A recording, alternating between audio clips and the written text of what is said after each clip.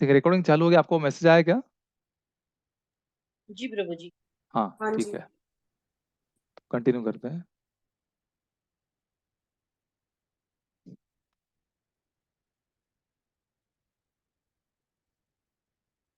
तो हमने देखा कि जो विज्ञापनकार है तो इसका फायदा उठाते हैं। तो एक पहलू मैं आपको बता रहा हूँ। जैसे जो पीला रंग है, तो फिर पीला रंग को उठा के जो पीला रंग के संबंधित जो भी गुण है, तो वैसे गुण जो जिस जिस कंपनी में, जैसे ये शेल करके कंपनी है पेट्रोलियम की, तो शुद्ध होता है, शुद्ध पेट्रोल आपको मिलेगा, तो उसका वो प्रतीक है। तो इसलिए अगर आप उस रंग का, अगर आपका लोगो होगा, तो फिर लोगों को, उस लोगो को देख के ऐसा ख्याल आया कि वो व्यक्ति जो है वो बहुत ही चेयरफुल है। यहाँ पर मैंने इसको हाईलाइट भी किया है, एक मिनट। अगर देखिए पीला कलर, तो यहाँ पर उसका अर्थ होता है या उसका जो गुण है या इमोशन है, तो वो है जॉय, यानी कि खुशी।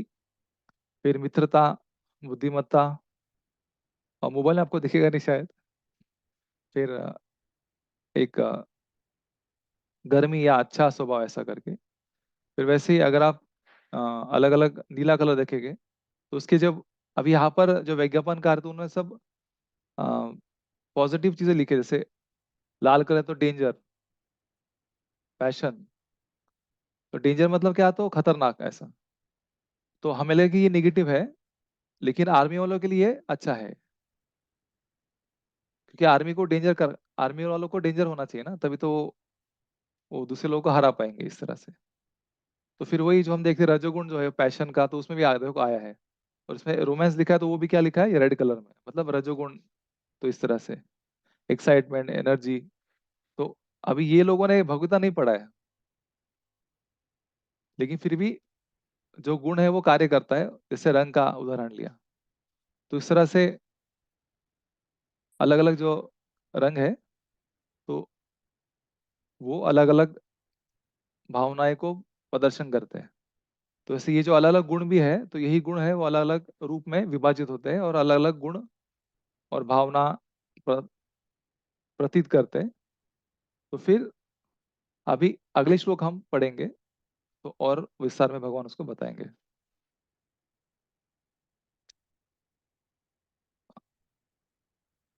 तो अभी हमें, हाँ यहाँ पर,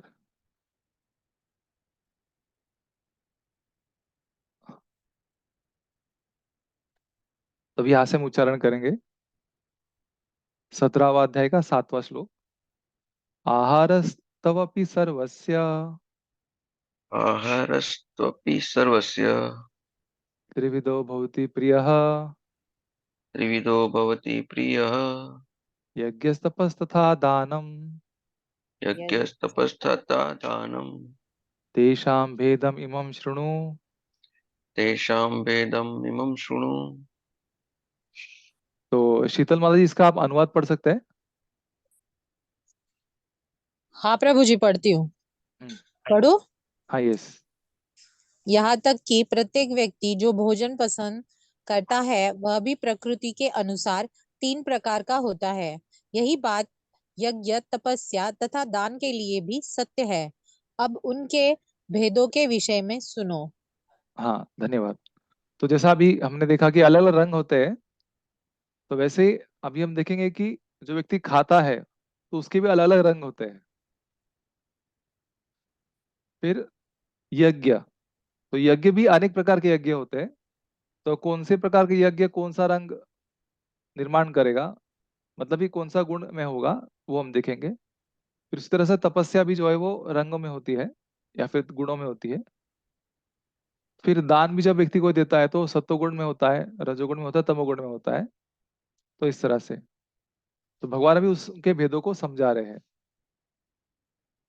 तो यहाँ पर भी अभी अगले 2 अध्याय में भगवान प्रत्येक चीज का आपको बताएंगे कि ये सत्वगुण में है दान, ये तमोगुण में दान है, रजोगुण में दान है। तो आपको लगे 3 प्रकार का ही दान है, लेकिन ऐसा नहीं है। जैसे हम देखा कि 3 गुना 3 गुना 3 करेंगे, तो उसके भी अलग अलग रंग हो जाएंगे। तो सत्वगुणी दान, उसमें तमोगुण थोड़ा सा। तो इस तरह से, तो सत्वगुणी दान के अगर 4 पैरामीटर है या 4 है, तो उसमें से एक, अगर आप 4 में से अगर आप 3 सत्वगुण करेंगे और एक तमोगुण करे तो फिर वो जो होगा वो सत्वगुणी सत्वगुणी सत्वगुणी और तमोगुणी दान हो जाएगा, तो उसका भी फिर कॉम्बिनेशन परम्यूटेशन बनेगा। तो लेकिन शुद्ध रूप में, शुद्ध स्वरूप में क्या क्या मुख्य चीजें है जो उसको सात्विक बनाती है, तो वो भगवान ने वर्णन किया है। क्या चीज उसको राजसिक बनाती है, उसका भगवान ने वर्णन किया है। और क्या चीजें है या क्या उसमें एक्टिविटी है जो उसको तामसिक बनाती है, भगवान ने वर्णन किया है। फिर उसका अलग अलग प्रकार से मिश्रण करेंगे तो वो उस तरफ का वो गुण बन जाएगा। तो अभी अगले 3 श्लोक हम एक साथ पढ़ेंगे।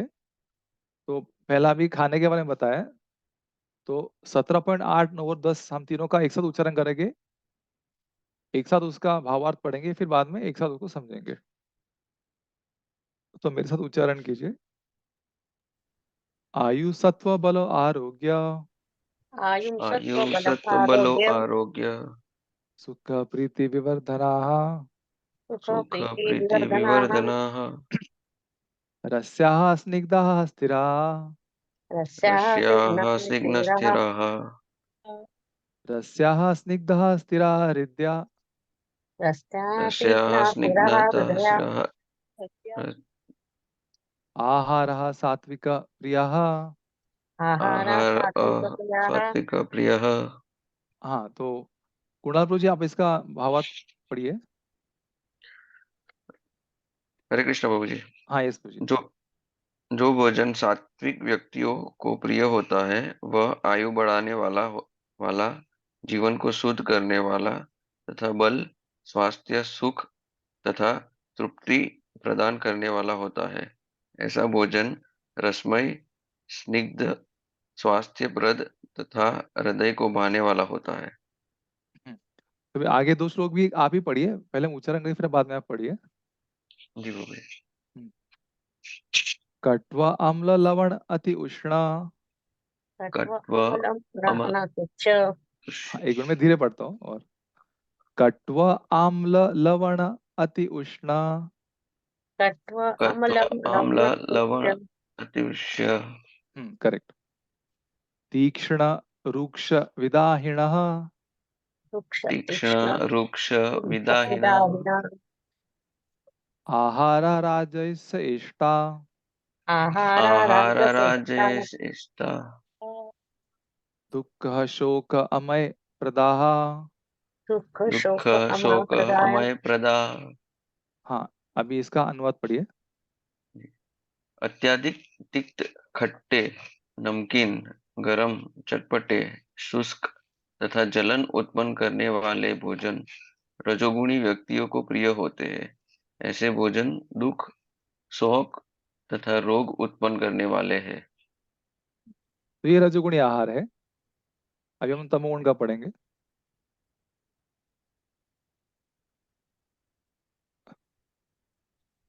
यातयामं गतरसं, यातयामं यातयामं गतरसं गतरसं पूति परुषितं च यत्, पूतिपर्युषितं च यत् उच्छिष्टं चापि मेध्यम्, उच्छिष्टमपि उच्छिष्टामृतं मेद्यम् भोजनं तामसः प्रियम्। भोजनं भोजनं तामसं प्रीतिम्। तामसप्रियम्। हाँ, अभी अनुवाद पढ़िए। जी। खाने से 3 घंटे पूर्व पकाया गया, स्वादहीन, वियोजित एवं सड़ा, जूठा तथा अस्पृश्य वस्तुओं से युक्त भोजन उन लोगों को प्रिय होता है जो तामसी होते हैं। यस, धन्यवाद। हरे कृष्ण बोले। हरे कृष्ण।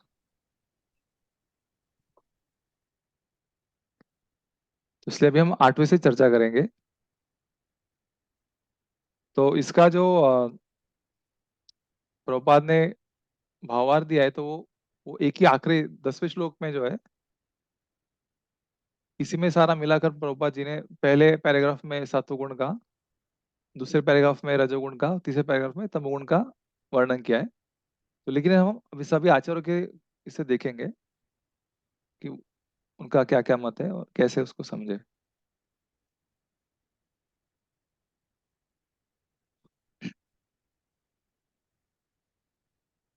तो इसलिए अगर हमें समझना है कि कौन व्यक्ति कौन से गुण में है, कितने प्रतिशत उसको देखना चाहिए।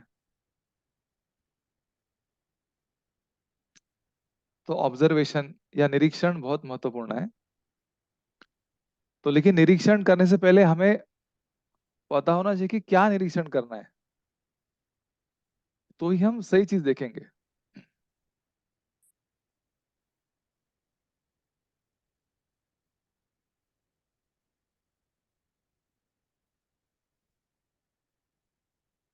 तो पहला सात्विक गुण में फून या सात्विक भोजन। तो सात्विक भोजन क्या होता है? तो आयु, तो ऐसा भोजन जिसको खाने से आपका आयु जो है लंबा हो जाएगा। तो पहले के काल में लोग 100 साल तक जीने के, और अभी कम जी रहे हैं, 60 में ही मृत्यु हो रही है, या उससे पहले भी उनका मृत्यु हो रहा है। तो क्योंकि जो भोजन है वो सत्वगुणी नहीं है। तो पहला है आयु, मतलब जिससे हमारे आयु बढ़नी होनी चाहिए। करून घेऊ वगैरे असं त्यांना पित्ताना इथं इथं असं दुखते ना आपल्याला पण फिर दूसरा है सत्व, मतलब जो आपकी इच्छा शक्ति को बढ़ाए, तो ऐसा सत्वगुणी आहार होता है। तो मतलब अगर आप सत्वगुणी आहार करेंगे तो आपकी इच्छा शक्ति बढ़ेगी, या जिस चीज को खाने से आपकी इच्छा शक्ति बढ़ेगी वो है सात्विक आहार। तो दोनों तरफ से आप देख सकते हैं। फिर बल, तो बल मतलब कि आपका शारीरिक बल जो है वो बढ़ जाएगा उससे, या वो बढ़ाता है। फिर चौथा, आपको वो रोग से बचाता है, रोग प्रतिकारक शक्ति आपकी बढ़ाता है। आज के जमाने में इम्यूनिटी बढ़ाता है। तो ऐसा उसका गुण होता है। और उससे आपको आनंद, उसको खाने का आपको आनंद लगता है, या आपको खुशी होती है, और आपको लगता है कि कुछ मैंने खाया, समाधान होता है आपको, मैंने, हाँ, मेरा मन भर गया, मेरा आत्मा तृप्त हो गया। और आखिरी गुण है, उसको खाते हुए भी बहुत स्वाद आता है, उसको खाने की बहुत इच्छा होती है। तो उसको खाने की इच्छा से या नाम से लोग खुश हो जाते हैं कि अरे वाह, हम तो जरूर खाएंगे। तो इसलिए ऐसा जो खाना होता है, तो वो जो है सत्वगुणी खाना, वो स्वादिष्ट होना चाहिए,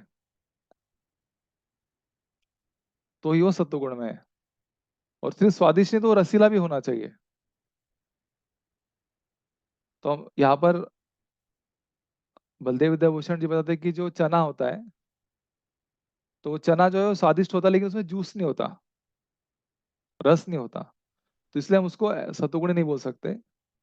वैसे ही जो गुड़ है, तो गुड़ जो है वो मीठा होता है, और उसमें टेस्ट भी होती है, लेकिन वो बहुत सूखा रहता है। तो इसलिए उसको भी हम पूरी तरह से सात्विक नहीं बोल सकते। फिर आगे क्या है कि मीठा होना चाहिए, जूस होना चाहिए, और उसमें क्या है आगे कि उसमें स्निग्ध, स्निग्धन, उसमें थोड़ा तेल होना चाहिए। तो हम, इसलिए हम देखते हैं कि जैसे दूध है उसमें थोड़ा तेल भी होता है, लेकिन जो शक्कर है, जो रॉ शुगर है, जो हम सफेद शक्कर जो खाते हैं, तो वो जो है वो मीठी भी है, लेकिन क्या है उसमें स्निग्धता नहीं है। तो इसलिए उसको हम सात्विक नहीं बोल सकते। और आखिरी गुण क्या है, और एक गुण क्या है कि सात्विक जो भोजन है, तो उसका जो असर है वो हमारे शरीर में दीर्घकाल तक रहना चाहिए। तो उसको बोलते हैं स्थिरहा, मतलब एक बार आपने वो खाया तो जिंदगी भर आपको वो मदद करेगा, इस तरह से। तो हमने सुना है कि जैसे आंवला है, तो ऐसा कहा जाता है अगर आप आंवला नित्य रूप से खाएंगे तो आप अमर बन जाएंगे। अमर मतलब बहुत दीर्घायु बन जाएंगे। तो आंवला जो है वो किसी रूप में अगर आप खाएंगे तो वो शरीर में टिका रहता है। तो इस तरह से, तो लंबा उसका असर होना चाहिए। तो फिर इसमें उदाहरण देते हैं कि जैसे दूध का झाग है, तो दूध का झाग जो है वो स्वादिष्ट भी होता है, रसीला भी होता है, स्निग्ध भी होता है, लेकिन उसका जो असर है लंबे समय तक नहीं, क्योंकि वो तो सिर्फ भाप है, या अच्छा ऐसा है, तो वो उसमें नहीं आएगा। दूध का जो झाग है, वो दूध नहीं, दूध का झाग। तो हम देखते हैं आइसक्रीम में क्या होता है, आइसक्रीम में दूध का झाग ही होता है ना। दूध को बार बार फेंट फेंट के उसका, उसमें हवा मिक्स करते हैं, फिर बाद में झाग बनता है। तो इसलिए जो दूध का झाग है वो स्वादिष्ट लगता है, लेकिन वो सात्विक नहीं है। फिर प्रभुपाद जी कहते हैं कि अगर वो लंबा भी हो फिर भी जो खाना है तो हृदया, तो हृदय मतलब क्या कि हृदय।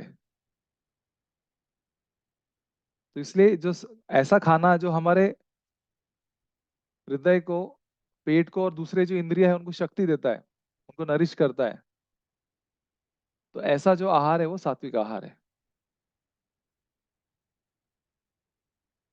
तो यहाँ पर बलदेव विद्याभूषण जी कहते हैं कि जो आहार है जिससे हमारा आहार बढ़ता है या भूख बढ़ती है तो उसको कहते हैं हृदया, और अहृदया मतलब जिससे हमारी भूख बढ़ती नहीं है। तो फिर वो कहते हैं कि जैसे जैक फ्रूट हो गया या कटहल हो गया, तो ये सब जो है कटहल अ, जो है मीठा भी होता है, लेकिन फिर भी वो पेट को और हृदय को इतना फायदेमंद नहीं होता है। तो इसलिए फिर ऐसे कौन सी चीज है, क्या नहीं है, क्या नहीं है आपने बताया, फिर क्या खाना चाहिए, सात्विक क्या है उसका उदाहरण बताइए प्रभु जी, ऐसा पूछेंगे। तो फिर यहाँ पर प्रभुपाद जी बताते हैं कि जैसे चावल हो गया, गेहूं हो गया, और जो भी हमारे धान्य है वो सब, दूध और शक्कर, तो ये सब जो है ये सात्विक लोगों को प्रिय होता है, और ये जो खाना होता है ये सत्वगुणी में होता है। फिर अगला और एक गुण है कि शुद्धता।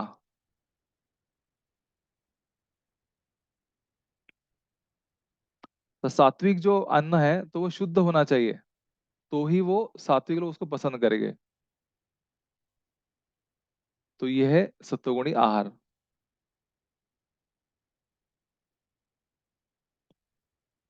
तो शुद्ध की होना चाहिए क्योंकि जो अशुद्ध है वो तमोगुण में हो जाएगा, तो जो शुद्ध है वो सत्वगुण में हो जाएगा। तो फिर प्रभुपाद जी यहाँ पर कहते हैं कि बहुत सारे जो लोग हैं, जो हमारे अधिकारी है, ऋषिगण है, तो उन्होंने निर्धारित करके उन्होंने बताया कि कौन कौन सी चीज जो है हमको खाने चाहिए तो हमें सत्वगुण में लेके आएंगे। तो जैसे कि यहाँ पर अलग और एक है कि फ्रूट्स या जो फल है और हरी सब्जियां, तो ये सभी सत्वगुण हमें लाएंगी। फिर प्रभुपाद जी कहते हैं कि आजकल हम जो है वो केक खाते हैं, तो लेकिन वो सत्वगुण में नहीं होता, लेकिन अगर आप उसमें साथ गेहूं और चावल मिलाएंगे तो वो सत्वगुणी हो जाएगा। तो ये सब जो खाने हैं ये सब शुद्ध है। और प्रभुपाद जी कह रहे कि जो मांसाहार है और शराब है तो इससे ये तो पूरी तरह से भिन्न है।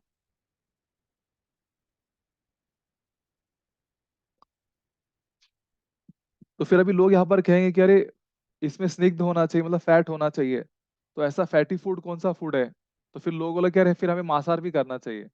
तो प्रॉपर यहाँ पर कि जो फैटी फूड है या जो स्निग्ध पदार्थ के जो खाद्य है तो वो सब जो है उसमें मांसाहार नहीं आता।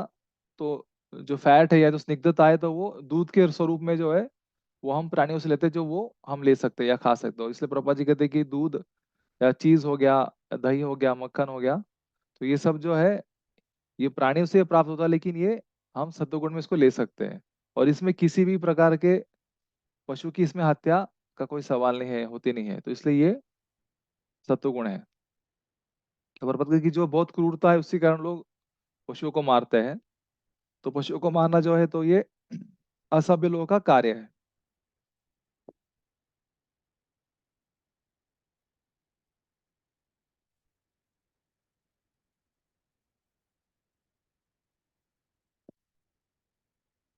तो प्रभुपाद कहते हैं कि लोग कहेंगे "अरे, प्रोटीन कहाँ से मिलेगा, प्रोटीन का क्या होगा"।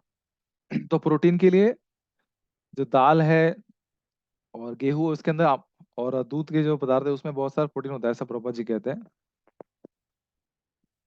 तो यहाँ पर हम देखेंगे कि जो सत्वगुण में आहार है तो उसमें भी शुद्धता का बहुत महत्व है। तो हम देखते हैं कि तत्त सत्वम निर्मलत्वात् प्रकाशकम अनामयम। तो जो सत्वगुण में जो आहार होता है तो वो उसमें भी प्रकाश है, मतलब शुद्धता है। तो इसलिए शुद्ध लोग को ही पसंद है। तो इसलिए हमको अगर हम भक्ति में प्रगति करना है, प्रभुपाद जी कहते हैं, तो हमें सात्विक आहार ही लेना चाहिए।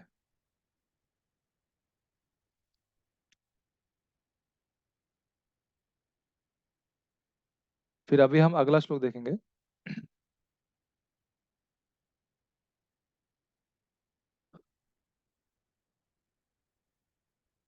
तो अगला है राजसिक आहार। तो मेरे साथ एक बार उच्चारण वापस करेंगे तो आपको थोड़ा ये हो जाएगा।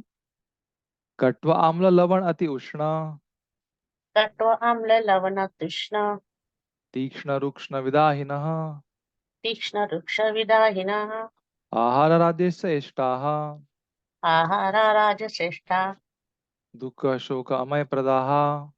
दुःख शोकाम अमय प्रदाः। तो अभी इसको समझने के लिए हम थोड़ा अलग तरह से जाएंगे। अभी यहाँ से हम थोड़ा हमारा रास्ता चेंज करेंगे।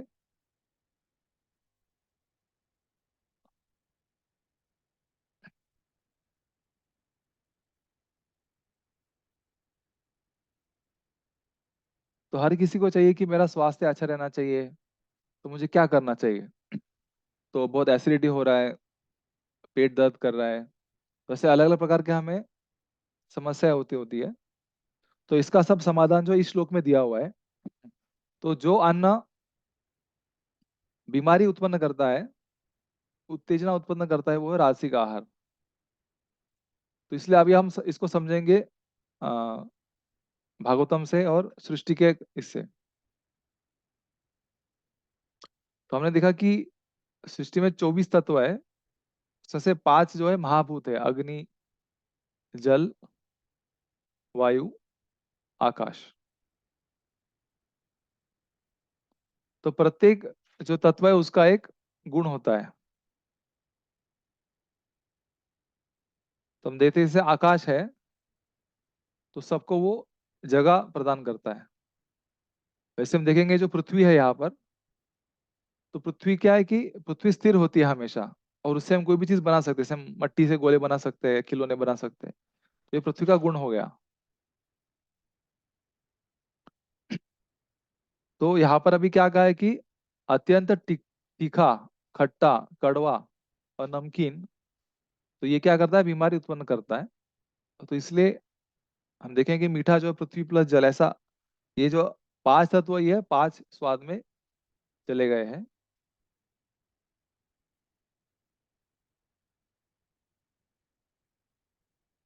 तो इसलिए हमारे शरीर में क्या है, मनुष्य शरीर जो है वो 3 चीजों से बना हुआ है। एक है कफ, पित्त और वात।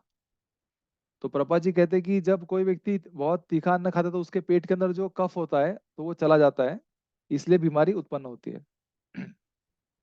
तो इसलिए ये कफ क्या होता है, तो कफ मतलब क्या, तो पृथ्वी प्लस जल जब दोनों मिलते हैं तो उसको कफ कहते हैं।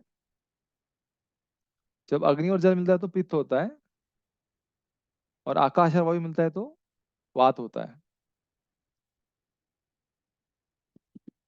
इसलिए हमारे शरीर में जो कफ है या जो जल है या पृथ्वी है, तो अगर हमारे शरीर में पृथ्वी अच्छी मात्रा में है तो स्थिरता होगी, ऊर्जा होगी, धर्मपरायण हम रहेंगे। अगर कफ नियंत्रित रूप में है, लेकिन अगर ये ज्यादा हो गया तो क्या होगा, लालच, बहुत ज्यादा आसक्ति, संचय, धारणा करना, अधिकार की भावना, ऐसा हो जाता है। फिर वैसे हमारे शरीर में अगर अग्नि ज्यादा हो गई, हमने तीखा बहुत खाया जो अग्नि का प्रतीक है, तो फिर शरीर में गर्मी हो जाएगी, तापमान हो जाएगा। पाचन को अगर नियंत्रित है तो क्या होगा, शरीर का तापमान नियंत्रित रहेगा और पाचन अच्छा रहेगा। हमारी समझ और धारणा बहुत अच्छी रहेगी, भूख अच्छी रहेगी, प्यास अच्छी रहेगी, बुद्धिमत्ता रहेगी। लेकिन अगर ये पित्त अगर बढ़ गया तो फिर हमें क्या आएगा, गुस्सा आएगा, घृणा होगी, और डहा हम करेंगे, ईर्ष्या करेंगे। तो इस तरह से हम देखते हैं कि हमारे शरीर में जो ये पंच तत्व है, पृथ्वी जल अग्नि आकाश वायु, तो इनको अगर हम नियंत्रित रूप में रखेंगे तो हमारा स्वास्थ्य अच्छा रहेगा। और ये 5 तत्व हमारे शरीर में कैसे जाएंगे, तो हम जो खाते हैं उसे जाएंगे। तो जो भी हमारा अन्न है उसके द्वारा ये हमारे शरीर में जा रहा है। तो अगर हम बहुत ही तीखे चीज खाएंगे, तीखा, तो फिर उसमें अग्नि और जल है, तो हमें एसिडिटी होगा। तो एक मात्रा तक हम तीखा खाएंगे तो हमारा हेल्थ अच्छा रहेगा, लेकिन उससे ज्यादा खाएंगे तो क्या होगा, फिर हमें गुस्सा आएगा, रजोगुण बढ़ेगा। तो जो भी चीज हम खाते हैं तो उसका हमारे शरीर पर परिणाम होता है। और क्या परिणाम होता है, तो ये हमने अभी इस देख रहे पीपीटी में। फिर अगला है वात। तो प्रवाह जो हमारे शरीर में जो भी हम हाथ पैर हिलाते हैं वो सब किससे हिलता है? वात से या वायु से हिलता है। सांस लेना, प्रकृति का आग्रह यानी बाथरूम जाना, तो इस तरह से, या हम जब माँ बच्चे को जन्म देती है तो उस समय वो जो वायु होता है अपान वायु, तो वो भी उस वात के कारण ही होता है। तो इंद्रियों के कार्य, जो हिलने के कार्य, ये सब किससे होता है? वात से होता है। तो जब ये नियंत्रित होता है तो सब अच्छा चलता है। लेकिन जब वो ज्यादा हो जाता है तो क्या होता है? हम बहुत ही अस्थिर हो जाते हैं, हरे स्त्राव कृष्ण होता है। प्रभु जी। हरे कृष्णा। हाँ, ते पित्त के यहाँ पे समझ के नीचे क्या है? भूख। समझ के नीचे क्या है? भूख भूख भूख ओके। लगना। ओके हाँ। ओके, हरे। यस। तो ये पित्त का गुण है। तो हमें वात का दूसरा से उत्सर्जन। तो जब वात बहुत बढ़ जाता है तो क्या होता है? डर हमारे जिंदगी में आता है, या फिर हम बहुत जब डर जाते हैं तब हमारे शरीर में वात बढ़ जाता है और उससे सारी बीमारियां आती है। शून्यता, चिंता, तो ये सब चीज आपके शरीर में बढ़ेंगी अगर आपके शरीर में वात बढ़ेगा।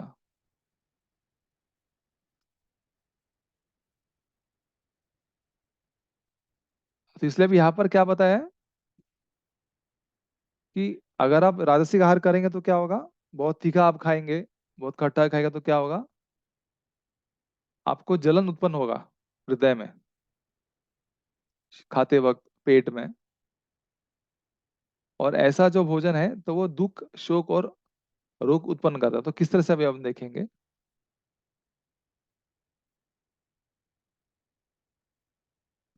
पहले हम देख लेंगे कि रजोगुणी आहार क्या है। तो यहाँ पर अभी विश्वनाथ चक्र ठाकुर बताते हैं कि जो व्यक्ति रजोगुणी होता है, उसको बहुत कुछ करना होता है तो उसको हमेशा तीखा चटपटा पसंद होता है। तो इसलिए यहाँ पर कहा है कि कटु मतलब कड़वा। तो यहाँ पर हम देखेंगे कि जो मीडियम कड़वा है उसका नहीं है, तो अति कड़वा। तो थोड़ा कड़वा खाएगा तो हमारा हेल्थ अच्छा रहेगा क्योंकि वो दवाई जैसा काम करेगा। लेकिन अगर आप बहुत ही कड़वा खाएंगे तो फिर वो क्या करेगा? आपको रोग या बीमारी उत्पन्न करेगा। तो यहाँ पर इस श्लोक में जो भी संज्ञाएं इस्तेमाल की गई है, कटु, अम्ल, तीक्ष्ण, रुक्ष्ण, विदाहीन, तो इन सब में अति शब्द आपको आपको प्रयोग करना है। तो अति कड़वा, जैसे कि नीम। फिर आगे कहा गया है कि जो कषाय है तो वो एक हो गया। फिर बहुत तीक्ष्ण, जैसे कि हल्दी का, हल्दी होती है तीक्ष्ण, या फिर काली मिर्च। तो बहुत ज्यादा काली मिर्च, बहुत ज्यादा हल्दी नहीं खानी चाहिए। फिर रुक्ष, जैसे कि सूखा, जैसे कि हींग हो गया, तो बहुत सूखा होता है, तो बहुत ज्यादा हींग नहीं खाना चाहिए। और विदाहीन मीन्स जो जल रहा है, जो जलन निर्माण करता है। तो ऐसे खाने से क्या होता है? जब आप राशि आहार खाते हैं तो क्या तुरंत आपके जीवा पर क्या होता है? जलन पैदा होती है, तो दुख होता है। तो ये पहला जो शब्द दुख, तो उसका अर्थ हुआ है कि जब आप खाएंगे तब आपको दुख होगा, खाते समय आपको दुख होगा। फिर शोक, खाने के बाद आपको शोक होगा कि हाय मैंने क्यों खाया ये। और आपका पेट गड़बड़ होता, आप बहुत बार बाथरूम जाएंगे तो उससे भी शोक होगा कि कितना पेट जल रहा है ऐसा करके। तो वो शोक है। और फिर आप इसको नियमित रूप से खाते रहेंगे तो फिर क्या होगा? अमय प्रदाह, मतलब आपको बीमारी लग जाएगी। तो इसलिए ऐसा जो आहार है बहुत ही भयानक आहार है, इसको बिल्कुल भी नहीं लेना चाहिए। तो जो रजोगुणी व्यक्ति है लेकिन उनको ये बहुत पसंद है तो वो खाते रहते हैं। तो ऐसा इसका गुण है। फिर अगला जो श्लोक है अभी हम उसको देखेंगे। यातयामम गत रसम। तो अब एक एक का शब्द हम देखेंगे। तो ये जो 10वां श्लोक है, इसमें तमोगुणी आहार का वर्णन किया है। तो पहला क्या है? यातयामम, मतलब क्या कि यामम मतलब क्या कि प्रहर। तो एक प्रहर जो है तो 3 प्रहर, वैसे तो 3 प्रहर या 3 घंटे के ऊपर जो भी खाना बचा है पकाने के बाद, तो वो फिर वो तमोगुण हो जाएगा। तो यातायाम मतलब जो बासा अन्न है, तो उसको कहते हैं यातायाम, तो वो तमोगुणी है। तो उसको खाएंगे तो हमको भी क्या होगा? आलस, निद्रा और प्रमाद। तो माताएं बहुत बार खाना बनाती है, लेकिन उसको ऐसा बनाना चाहिए कि वो बचना नहीं चाहिए। अगर बचेगा तो क्या होगा? वो सड़ बासा होगा और उसको आप खाना पड़ेगा, तो फिर आपको तमोगुण आएगा। फिर गता रसम, तो जिसका रस चला गया हो या जिसका नेचुरल टेस्ट है वो चला गया, उसको तो गता रसम। यस माता जी। प्रभु जी, ये बहुत बड़ा कंफ्यूजन रहता है प्रसाद को लेकर। हम्म। जैसे हम तो घर पे सब भोग लगाते हैं, मंदिर से भोग लगाते हैं, कभी राजभोग का थाली आता है तो हम्म। उसमें प्रसाद रहता है, कभी ट्रेवल करते हुए कोई डिवोटी लेकर आते हैं। तो प्रसाद को तो कहा जाता है हर दृष्टि में हम खाना ही चाहिए, ऑनर ही करना चाहिए। तो फिर घर पे जो प्रसाद बचता है उसको हम तमस में माने, या फिर सुबह उसको फेंका नहीं जाए, या मतलब बच्चों वाला घर है प्रभु जी, बचता ही है कई बार। तो उस स्थिति में क्या करना चाहिए इस चीज को? हाँ, धन्यवाद माता जी। तो माता जी का सवाल है कि जो प्रसाद घर में बचता है तो उसका क्या करना चाहिए, क्योंकि वो तमोगुण में हो गया, क्या वो ऐसा होता है? तो नहीं। इस श्लोक में प्रभुपाद जी बताते हैं कि ये जो अभी वर्णन हो रहा है ये आम खाने के बारे में हो रहा है, लेकिन जो खाना या अन्न भगवान को अर्पण किया गया है तो वो प्रसाद हो जाता है। तो प्रसाद के संदर्भ में ऐसा लागू नहीं है। तो अगर प्रसाद 3 घंटे के ऊपर भी अगर रह जाता है तो भी वो तमोगुण नहीं होता है, मतलब उसके खाने से तमोगुण नहीं होगा। ऐसा का जैसे प्रसाद हम रख सकते हैं माता जी, लेकिन फिर में इसमें 2 चीजें हैं। जैसे अभी जो सूखा प्रसाद है, जैसे हमने खाजा हो गया या कुछ बर्फी हो गई, पेड़ा हो गया या सेव हो गया, तो ये तो बहुत दिनों तक रहता है ऐसे भी, तो उसका तो हम कंसिडर नहीं कर। लेकिन जो दूसरा राइस भी है जो हमने कुक किया भगवान के लिए, तो हमें भी कोशिश करना चाहिए कि उसको जल्द से जल्द लेना चाहिए करके। और फिर भी कुछ प्रसाद बचता है तो फिर वो हम क्या कर सकते, जितना हमें खाना उतना खा सकते हैं, बाकी हम से किसी को दान में दे सकते हैं, गरीबों को या भिखारी को या फिर कुत्तों को, ऐसा आप खिला सकते हैं ताकि वो वेस्ट नहीं हो करके।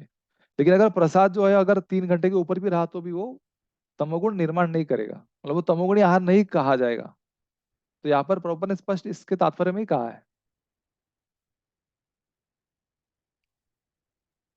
थैंक यू प्रभु जी। हाँ, तो आगे चलते हैं। तो गता रसम मतलब क्या है कि जिसका टेस्ट पूरा चला गया। जैसे हम देखते हैं कि आम है, तो मैंने एक आम लाया था खाने के लिए, लेकिन मैं उसको मेरे बॉक्स में, मेरे कबर्ड में, लॉकर में रख दिया।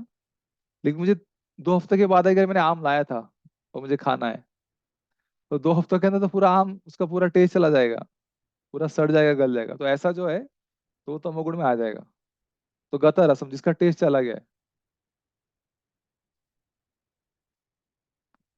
तो फिर बाद में पूती मतलब क्या कि बदबू, बदबू, जिससे बदबू आ रही है ऐसा वो चीज है वो पूती, बैड स्मेलिंग। तो हम देखते हैं कि आम सड़ गया या दूध फट जाता है फिर वो सड़ जाता है, तो ऐसा पूती। तो अगर उसको हम पियेंगे तो हमको क्या होता, तमोगुण हो जाएगा। यानी क्या? आलस, निद्रा और प्रमाद, इस तरह से। तो हम देखते हैं कि जो सड़ा गला अन्न है तो उसके ऊपर क्या है, मक्खी बैठती है, या जो तमोगुणी प्राणी है उससे आकर्षित होते हैं। तो किसी व्यक्ति को अगर सड़ा गला अच्छा लगता है मतलब वो व्यक्ति तमोगुण में है।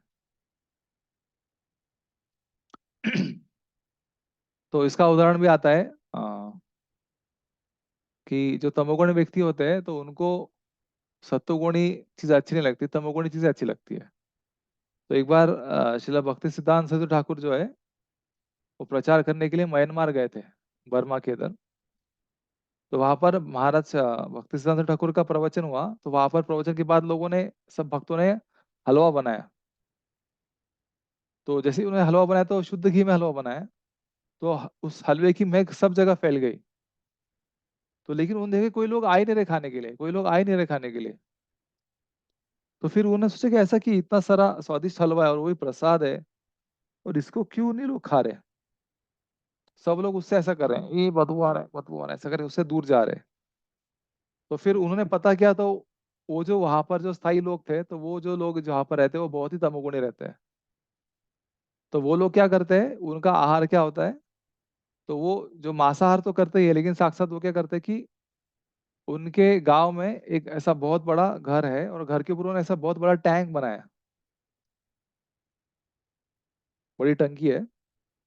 और जो भी प्राणी वो खाते हैं और जो खाने के बाद जो बच जाता है या जो प्राणी मर जाता है, जैसे गाय मर गई, भैंस मर गया, जो भी, तो वो सबको जो है उस टाकी के अंदर या उस टंकी के अंदर वो डालते हैं। और उसमें उसमें बारिश का पानी भी मिक्स होता है।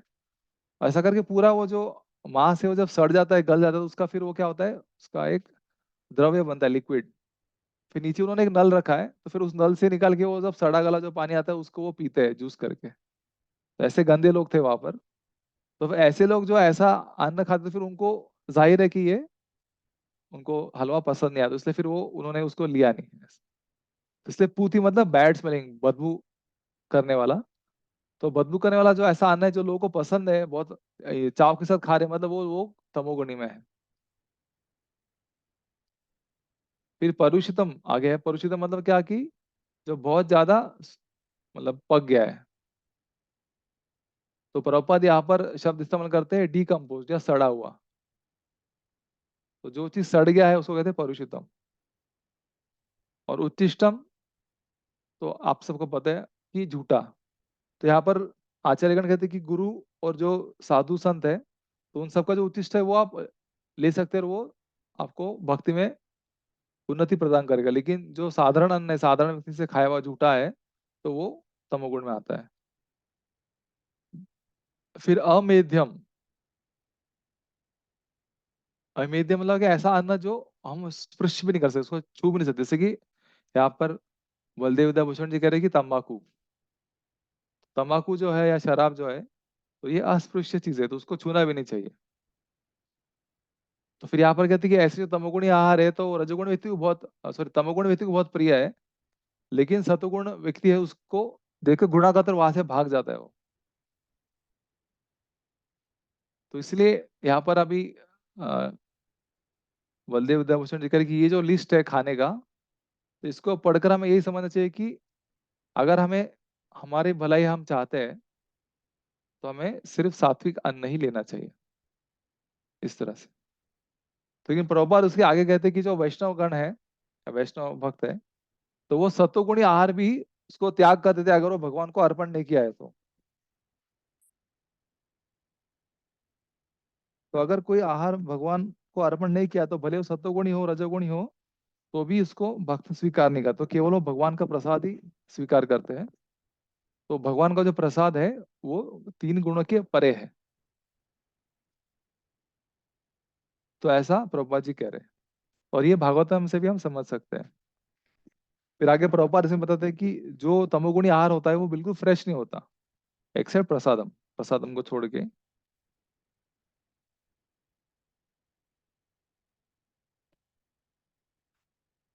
फिर आगे प्रभुपाद जी कहते हैं सबसे उत्कृष्ट अन्न जो है, तो वो है भगवान को अर्पण किया हुआ प्रसाद। तो प्रभुपाद यहाँ पर वर्णन भी करते हैं कि भगवता में ही भगवान कृष्ण स्वयं कहते हैं 9वें अध्याय के 26 श्लोक में कि पत्रम पुष्पम फलम तोयम यो में भक्त्या पृच्छति। तो अगर हम भगवान को सब्जियां, आटा और दूध, आटा और दूध मतलब केक, अगर हम अ, भक्ति के साथ अर्पण करें तो भगवान स्वीकार करते, तो ऐसे ही अन्न हमें खाना चाहिए।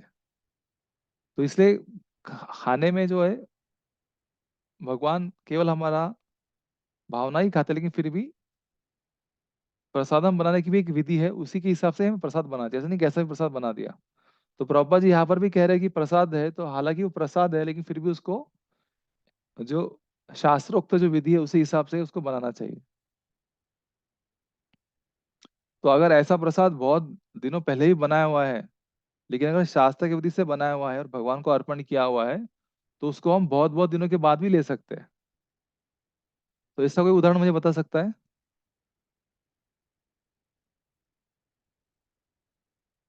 ऐसा कौन सा प्रसाद है जो हम बहुत दिनों के बाद भी ले सकते हैं और जो शास्त्रोक्त विधि से बनता है? पर वो कुछ भी सूखा जो नमकीन, हाँ नहीं लेकिन, मठरी, पारे, नहीं लेकिन एक उदाहरण दीजिए, मतलब मिठाई। प्रसादम का। लोकप्रिय उदाहरण लोकप्रिय उदाहरण। या भक्त प्रिय उदाहरण। प्रभु जी किस चीज का? प्रसादम का, जो बहुत दिनों तक खराब नहीं होता और हम खा सकते हैं। खाजा प्रभु जी, खाजा। हरि बोल खाजा खाजा। हमें उसी का ये दिख रहा, तो खाजा हो गया, या मायापुर में जो होता है उसको क्या बोलते हैं, वो शंकर जैसा उसको बोलते हैं, मैं उसका नाम भूल गया, तो वो हो गया। तो फिर शंकर बाद, पारक बोल। हाँ शंकर, फिर नाथ द्वारा में जाएगा तो वहां पर भी ऐसा सूखा हुआ मिलता है वो, तो ऐसा जो चीज है। या बालाजी का लड्डू है, तो वो भी बहुत दिन तक रहता है, तो लगभग 1-2 हफ्ता तक वो लड्डू अच्छा रहता है, बालाजी महाप्रसादम। तो ऐसे जो अन्न है, तो ये प्रपद ये सब दिव्य है, तो इसको हमें रजोगुण तमोगुण सतोगुण में गिनना नहीं चाहिए। तो इसलिए प्रभा जी आखिर में कहते हैं, अगर आपको आपके अन्न को एंटीसेप्टिक या आपको स्वास्थ्यवर्धक अगर बनाना है, तो इसलिए आपको खाने से पहले उसको भगवान को अर्पण करना चाहिए। तो यहाँ तक ये हो गया खाने का सवाल। तो कोई इसमें किसी को कोई सवाल है?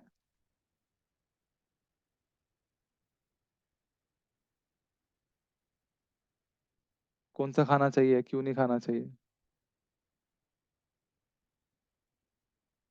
ठीक है, तो मैं आपको शॉर्ट में बता देता हूँ। तो फिर कोई बोला कि प्रभु जी हमें कौन सा खाना खाना चाहिए, तो हमारी एक प्रकृति भी होता है, जैसे कफ प्रकृति, वात प्रकृति, पित्त प्रकृति, तो उस हिसाब से हमें जो सूट होता है वही हमें खाना खाना चाहिए, तो उससे हम हमेशा भगवान की सेवा अच्छी तरह से कर पाएंगे। अभी हम 11वां श्लोक पढ़ेंगे।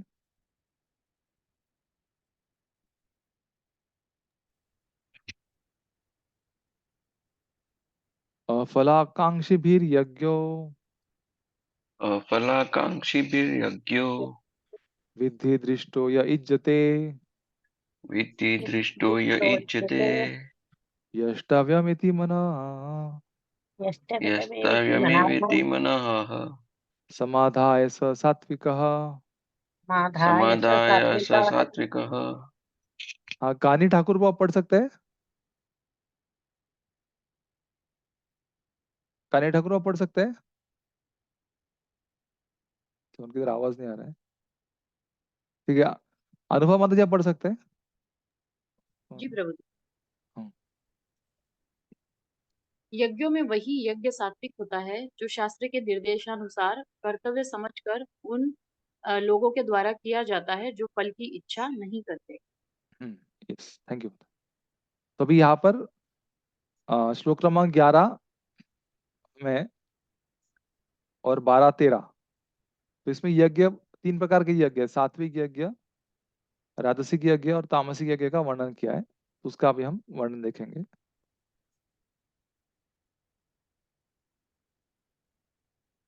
तो अभी यहाँ पर भगवान ने वर्णन किया 3 प्रकार का अन्न। अभी अगला वर्णन करेंगे यज्ञ। तो यज्ञ भी जो होता है, हमको लगता है कि हम यज्ञ करें भगवान के लिए, लेकिन जो यज्ञ है जो आम और से लोग करते हैं, वो भी 3 गुण में होता है। तो कौन सा यज्ञ कौन से गुण में होता है अभी हम देखेंगे। तो उसका अगर आप एक एक उसका जो पैरामीटर है उसको नोट करेंगे, तो आपको उससे आप समझ सकते हैं कि जो व्यक्ति उसको कर रहा है वो कौन से गुण में है।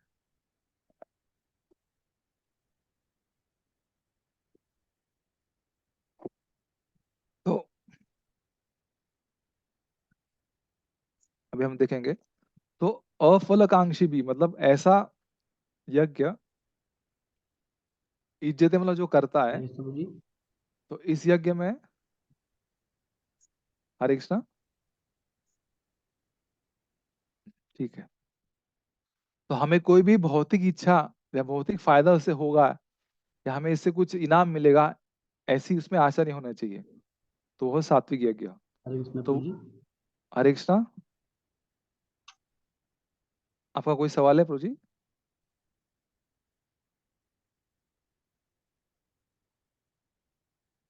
हाँ बोलिए प्रभु जी।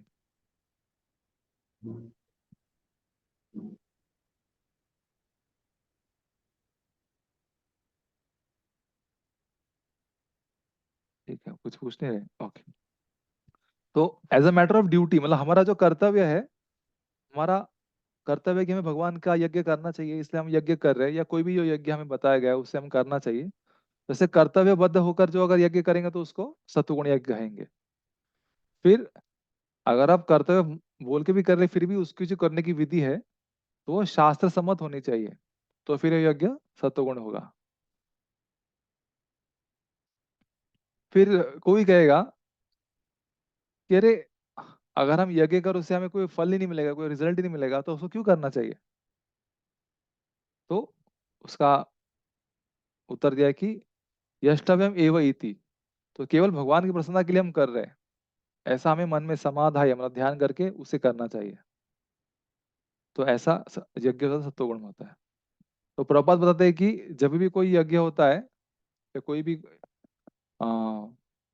सैक्रिफाइस होता है, उसमें हमारे मन में एक विचार होता है कि इसको करने से मुझे ये फायदा होगा, लेकिन ऐसा जो विचार उसको हमें त्याग देना चाहिए और केवल हमारे कर्तव्य बोल के करना चाहिए। तो फिर क्या करना चाहिए?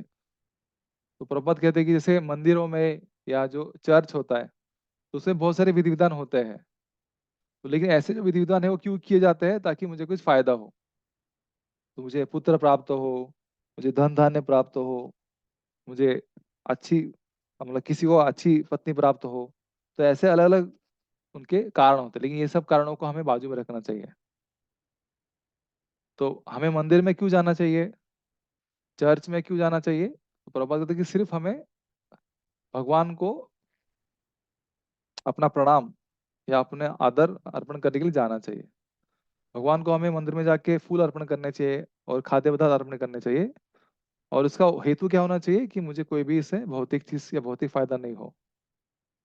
तो प्रभुपाद कहते हैं कि अभी के समय में लोग ऐसे उसे हर कोई सोचता है कि मंदिर में जाके क्या फायदा भगवान की आराधना करके, केवल भगवान की प्रसन्नता के लिए मंदिर में जाने से क्या फायदा? तो लेकिन शास्त्रों में जो है कहा गया आर्थिक प्रगति या इकोनॉमिक डेवलपमेंट जो है उसके लिए भगवान के आराधना करना वर्जित है। तो इसलिए प्रत्येक सभ्य व्यक्ति की ये जिम्मेदारी है कि उसको भगवान को सम्मान करना चाहिए। तो अभी हम देखेंगे राजसिक यज्ञ। तो राजसिक यज्ञ आपको सबको पता है, हम उच्चारण करेंगे। अभिसंधाय तु फलम अभिसंधाय तु फलम अभिसंधाय तो फलम दर्भम दम्भम अर्थम अपि चैव यत् दंभ अर्थम दर्भम इच्छैव अर्थम सुखम अपि चैव इजते भरतश्रेष्ठम इच्छते इजते भरतश्रेष्ठ भरतश्रेष्ठम् तम यज्ञम विद्धि राजसम।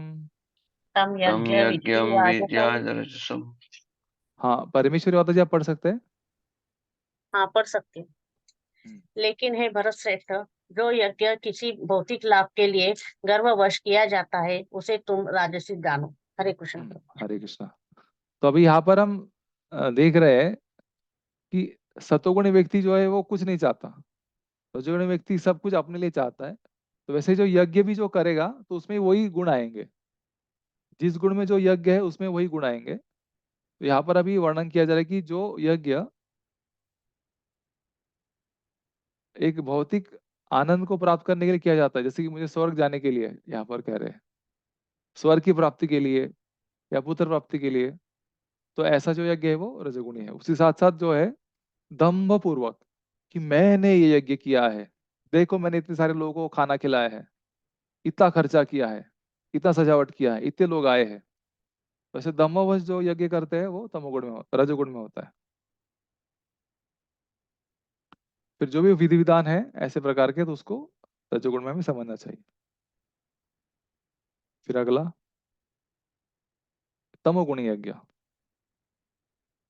विधिहीनम असृष्टान्नम विधिहीनम संदुष्टान्नम अस्तिष्ठानं मंत्रहीनम अदक्षिणम मंत्रहीनम प्रदक्षिणम मन्त्रहीनम् अदक्षिणम् श्रद्धाविरितम यज्ञम श्रद्धाविरहितं यज्ञं श्रद्धाविरहितं यज्ञं तामसम परिचक्षते। तामसं तामसं परिचक्षते। परिचक्षते। नेक्स्ट कौन पढ़ेगा? प्राणेश्वर गौर प्रभु पढ़ सकते हैं। हाँ प्रभु जी। हाँ, इसका भावार्थ पढ़िए। जो यज्ञ शास्त्र के निर्देशों की अवहेलना करके प्रसाद वितरण किए बिना, वैदिक मंत्रों का उच्चारण किए बिना, पुरोहित को दक्षिणा दिए बिना, श्रद्धा के बिना संपन्न किया जाता है, वह तामसी माना जाता है। धन्यवाद प्रभु जी। अरे हरे कृष्ण। तो अभी तामसी यज्ञ, तो ऐसा नहीं कि तामसी यज्ञ मतलब काला यज्ञ या काला जादू का यज्ञ। तो अभी इसमें क्या बताया है हम देखेंगे।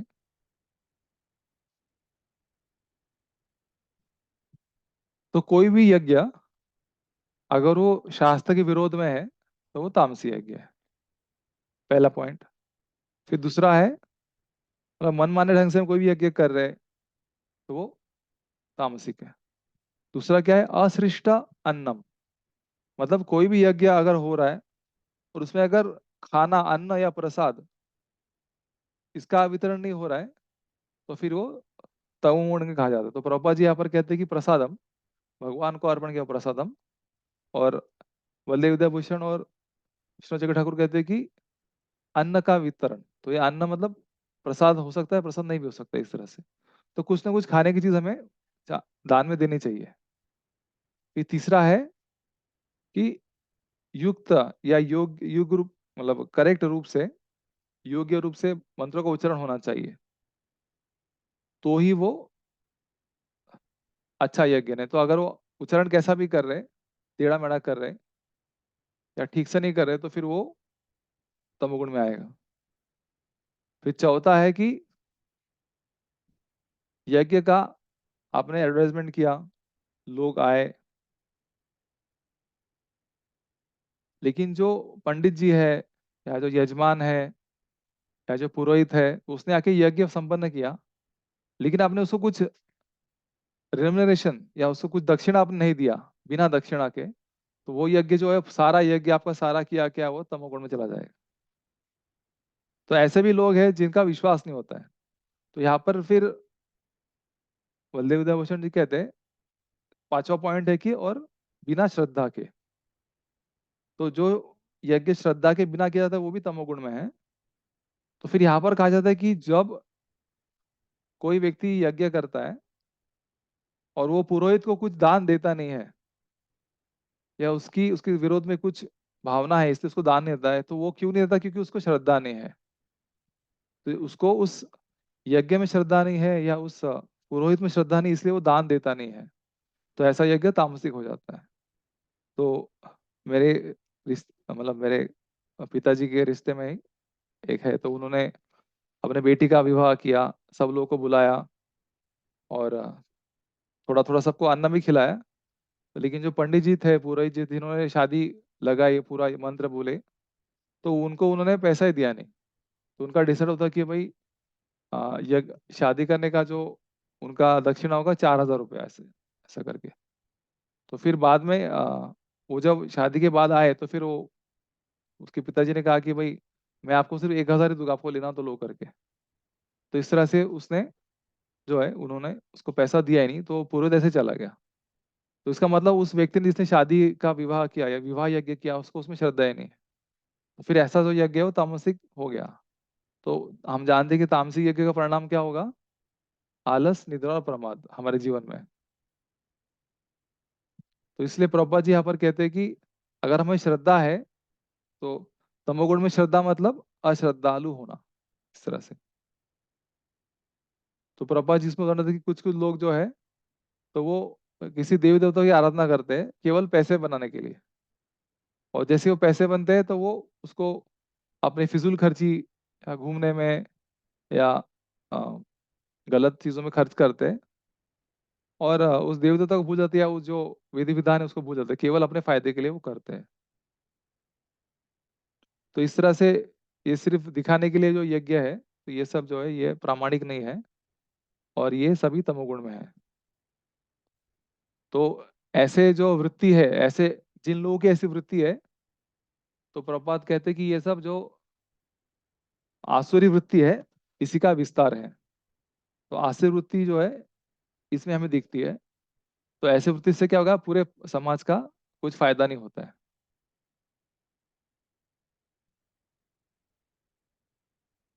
अभी हम देखेंगे आगे कि तपस्या के बारे में। तो 3 गुणों में तपस्या।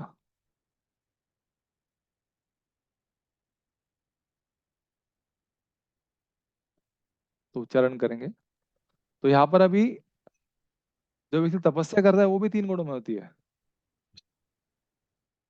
तो कौन कौन सी होती है? तो तपस्या 3 प्रकार की होती है। सबसे पहली जो आसान तपस्या है वो है शरीर की तपस्या। तो शरीर की तपस्या के बारे में इस 14वें श्लोक में बताया गया है। फिर दूसरी तपस्या उससे जो थोड़ी कठिन है वो है वाक या वाक की तपस्या है। तो वो दूसरे 15वें श्लोक में बताया गया है। और तो तीसरी तपस्या सबसे मुश्किल वो है मन की तपस्या, वो 16वें श्लोक में बताया गई है। तो सतोगुण में जो है मनसा वाचा और कर्मणा, या कर्मणा वाचा और मनसा, इसका वर्णन किया गया है। तो ये 14वां जो श्लोक है तो ये शरीर की तपस्या के बारे में इसका वर्णन किया है। शरीर सात्विक तपस्या शरीर के लिए, या शरीर की सात्विक तपस्या ऐसा आप समझ सकते हैं।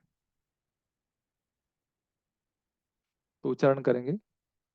देवद्विज गुरु प्राज्ञम देवद्विज गुरु प्राज्ञम प्राज्ञम पूजनम शौचम आर्जवम पूजनम पूजनम शौचनम शौचम आर्जवम आर्जवम ब्रह्मचर्यम अहिंसा च ब्रह्मचर्यम ब्रह्मचर्य अहिंसा च अहिंसा च शारीरम तप उच्यते। शारीरम तप शारीरम तप उच्यते। उच्यते।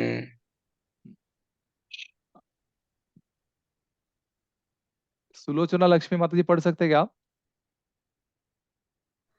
हाँ प्रभु जी, पढ़ती हूँ मैं। हम्म, परमेश्वर ब्रह्मांडों गुरु माता पिता जैसे गुरुजनों की पूजा करना तथा ब्राह्मणों पवित्र। ब्राह्मणों, हाँ धीरे पढ़िए हाँ। ओके प्रभु जी।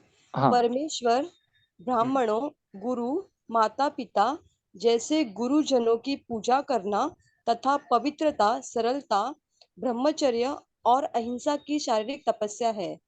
अहिंसा ही शारीरिक तपस्या है। यस माता जी, धन्यवाद।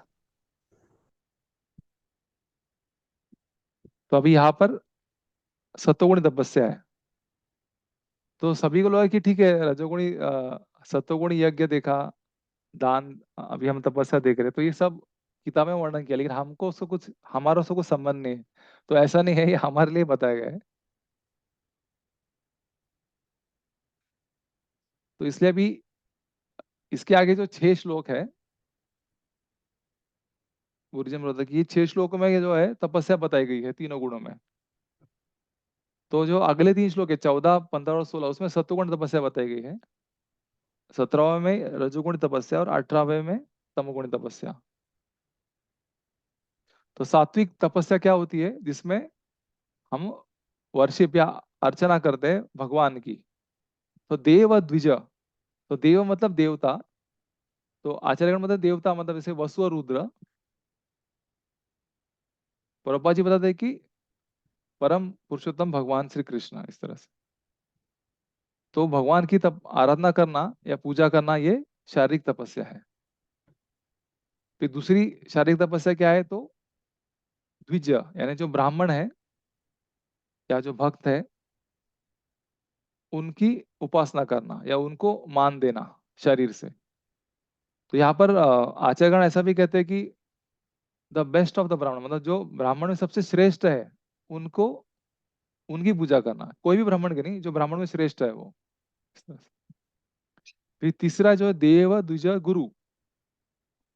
तो गुरु मतलब हमारे जो आध्यात्मिक गुरु है, स्पिरिचुअल मास्टर। प्रभुपाद जी कहते हैं कि हमारे जो आध्यात्मिक गुरु, उनकी तपस्या। अभी हम 10वीं कक्षा में भी हमारे गुरु थे, तो उनकी भी हमें करनी चाहिए, लेकिन विशेषतर यहाँ पर गुरु का अर्थ होता है आध्यात्मिक गुरु। फिर यहाँ पर बलदेव विद्याभूषण जी कहते हैं कि देवदिश गुरु प्राज्ञ, प्राज्ञ मतलब जो बुद्धिमान है या जो वरिष्ठ है, या इस तरह से। तो उसमें माता और पिता भी आते हैं और गुरु भी आते हैं, मतलब हमारे जो भौतिक ज्ञान प्रदान करने जो गुरु है, तो वो भी उसमें आते हैं। तो उनका भी हमें सम्मान करना चाहिए, पूजा करनी चाहिए। फिर चौथा है प्राज्ञ, यानी कि बुद्धिमान लोग। तो जैसे कि इसमें फिर प्रभुपाद की माता पिता वो भी बुद्धिमान होते हैं, ऐसा प्रभुपाद जी बता रहे हैं, क्योंकि उनको भी बहुत सा नॉलेज होता है, हम उन्हीं के ज्ञान से हम अब तक इतने बड़े हुए हैं, तो इसलिए प्रभुपाद जी उसको उस तरह से ले रहे हैं। लेकिन प्राज्ञ का असलियत होता है कि लर्नेड या विद्वान। तो जो व्यक्ति विद्वान है वेदों के पठन में, और जो वेदों के अलग अलग अंश है जैसे कि पुराण, इतिहास, उपनिषद, तो इन सब ग्रंथों को अगर कोई व्यक्ति जानता है तो उनको भी हमें बहुत सम्मान करना चाहिए। तो बलदेव विद्याभूषण कह रहे कि सबसे उच्चतम से लेकर नीच तक ऐसा उन्होंने बताया। तो सबसे श्रेष्ठ, सबसे पहले सम्मान भगवान का, फिर ब्राह्मणों का, फिर गुरु का, फिर बाद में जो बुद्धिमान लोग हैं उनका, ऐसा स्तर बताया। ऐसे सबका सम्मान करना चाहिए, लेकिन फिर भी महत्वपूर्ण क्या है ऐसा इसमें बताया गया है। फिर आगे क्या है, ये तो इन सब लोगों का सम्मान करना, तो इन सब लोगों का सम्मान करना ये शरीर की तपस्या है। तो मतलब क्या कि जब भगवान का हम उपासक है तो हमें उनको क्या दंडवत प्रणाम करना होगा, सुबह सुबह हम करते हैं ना। तो अभी हम थक गए हैं, नींद आ रही है, फिर हम दंडवत कर रहे हैं, तो उसे शरीर को हम तपा रहे हैं, तो ये तपस्या होगी। तो भगवान के लिए शरीर को हम झुका रहे हैं दंडवत प्रणाम करके। जब ब्राह्मण आ रहे तो हम उनको वांछा कल्पतरुभ्यश्च कृपा सिंधुभ्यश्च, तो हमारा शरीर झुका रहे। गुरु को हम शरीर से सेवा करें, गुरु को हम कपड़े साफ कर रहे, उनके लिए बेडिंग लगा रहे, उनके लिए खाना बना रहे, तो शरीर से हम जो कर रहे हैं वो है गुरु की सेवा। फिर उसके अलावा और क्या है, शरीर से हम जो तपस्या करते हैं, तो पांचवा पॉइंट है शुद्धता या शौचम। तो हमारे शरीर को हमें शुद्ध रखना चाहिए। तो दो प्रकार की शुद्धता, एक आंतरिक शुद्धता और एक बाह्य शुद्धता। तो ये दोनों भी तपस्या में आता है। तो हमें हर रोज नहाना चाहिए, दांत घिसना चाहिए, तो ये बाह्य तपस्या हो गया। वैसे आंतरिक तपस्या हमारे मन को स्वच्छ रखना चाहिए। फिर और तपस्या क्या है, तो आर्जवम, आर्जव यानी कि सरलता।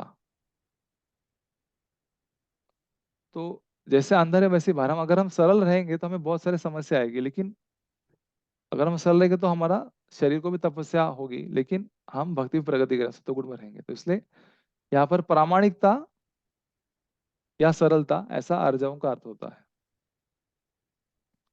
तो बलदेव विद्याभूषण जी कहते हैं कि मतलब क्या, कि जो भी हमें बताया गया है शरीर द्वारा, तो हमें वो करना चाहिए, और जो नहीं बताया वो हमें नहीं करना चाहिए, तो वो भी शरीर की तपस्या होगी। तो इसलिए उदाहरण के लिए ब्रह्मचर्य,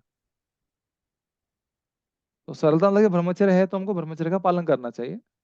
मतलब क्या है कि जो वैदिक नियम के अनुसार है हमें संबंध, यौन संबंध करना चाहिए, और अगर कोई विवाहित नहीं है तो उसे नहीं करना चाहिए।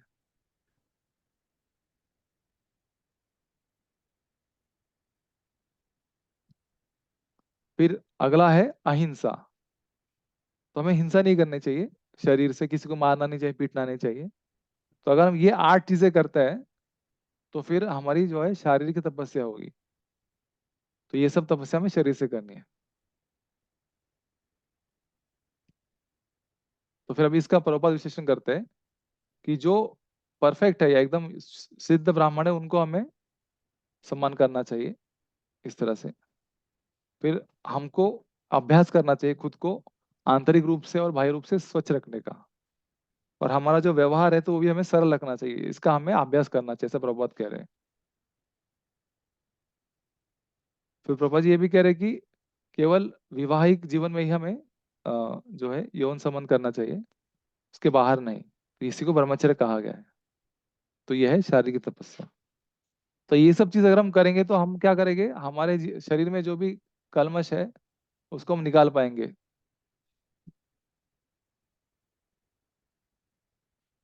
फिर अभी हम 15वें अध्याय में पढ़ेंगे तपस्या, वाचा की तपस्या।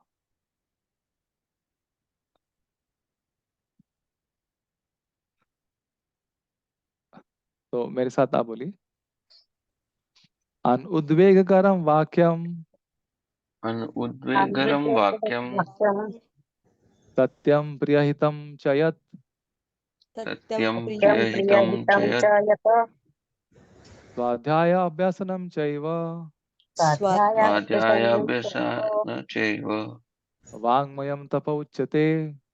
वाङ्मयं तप उच्यते। पुण्यात्मा शीतल प्रभु आप पढ़ सकते हैं इसको। यस भाई। हाँ।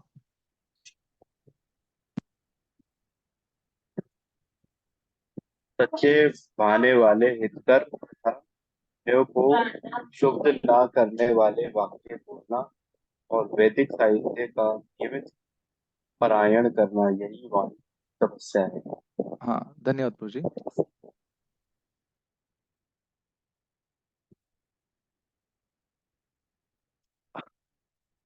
तो इसका आप सबको बहुत अनुभव होगा। तो प्रभुपाद जी कहते हैं अनुद्वेग करम वाक्यम। तो मोहल्ले में, बिल्डिंग में हमेशा हम देखते हैं कलयुग में क्या है, कला झगड़ा होता रहता है, एक दूसरे से झगड़ा होता रहता है। तो इसका आपको बहुत अनुभव है। तो अनुद्वेग करम वाक्यम, तो इसमें विश्वनाथ चक्रवर्ती ठाकुर क्या कहते हैं कि हमें ऐसा हमारा वाणी होनी चाहिए कि जिससे दूसरों को तकलीफ नहीं हो, दूसरों को उत्तेजना नहीं हो। फिर आगे वो कहते हैं कि हमारी वाणी कैसी होनी चाहिए। तो ऐसी वाणी होनी चाहिए कि जिस व्यक्ति ने हमें हानि पहुंचाई हुई है उसको अगर हम आवाज दे रहे हैं, तो जिस व्यक्ति ने हमें बहुत हानि पहुंचाई है, जिसने हमें बहुत पीटा है या जो भी किया है, तो जब हम उसको बुलाते हैं तो उसको, हम जब बुलाएंगे तो उसको बुलाने के बाद उसको बुरा नहीं लगना चाहिए। उसको ऐसा नहीं लगना चाहिए कि अरे मैंने इसको इतना तकलीफ दिया, इसके वजह से मुझे ये भी चिल्ला के बोल रहा है। तो उसको कहते हैं अनुद्वेग करम वाक्यम। तो मतलब आपको सहिष्णुता होनी चाहिए वाणी के अंदर। तो इस तरह से फिर केवल उद्वेग नहीं देगा इतना ही काफी नहीं है, तो वो सत्य भी होना चाहिए।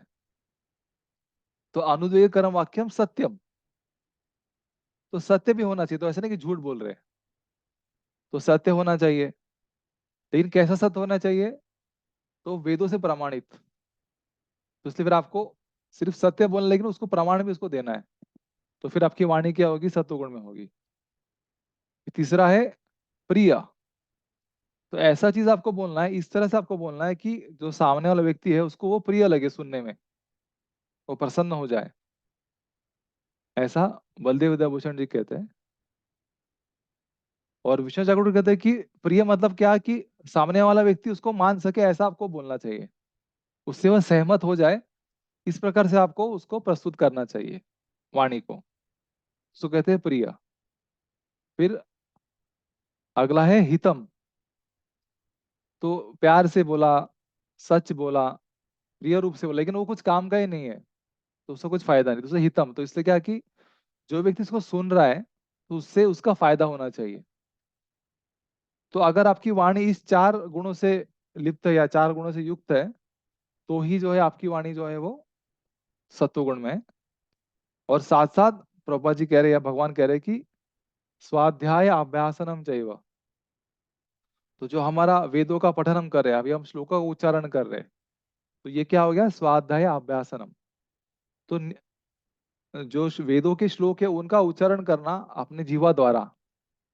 धर्म क्षेत्रे कुरुक्षेत्रे संवेताः युत्सव मामका पांडवाश्चैव किम अकुर्वत संजय। तो हम गीता पारायण करते हैं या अलग अलग पारायण करते हैं, तो ये सब भी जो है ये जीवा की तपस्या है, वाग की तपस्या है, वाणी की तपस्या है। इसमें प्रभुपाद क्या कहते हैं कि केवल स्वाध्याय का अभ्यास करना ये तपस्या नहीं है, उसका नित्य रूप से अभ्यास करना, रेगुलर रूप से अभ्यास करना, तो फिर वो वाणी की तपस्या है। तो आपने एक बार गीता पढ़ी जिंदगी में, फिर बाद में कभी पढ़ा ही नहीं, तो फिर उसको इतना खास महत्व नहीं है। तो नित्य रूप से इसका उच्चारण करना चाहिए। तो हमने 13वां अध्याय में देखा कि अध्यात्म ज्ञान नित्यत्व। ये प्रभुपाद जी कह रहे हैं कि अभी आगे कि हमें इस तरह से बोलना चाहिए कि दूसरे लोगों को डिस्टर्ब नहीं हो।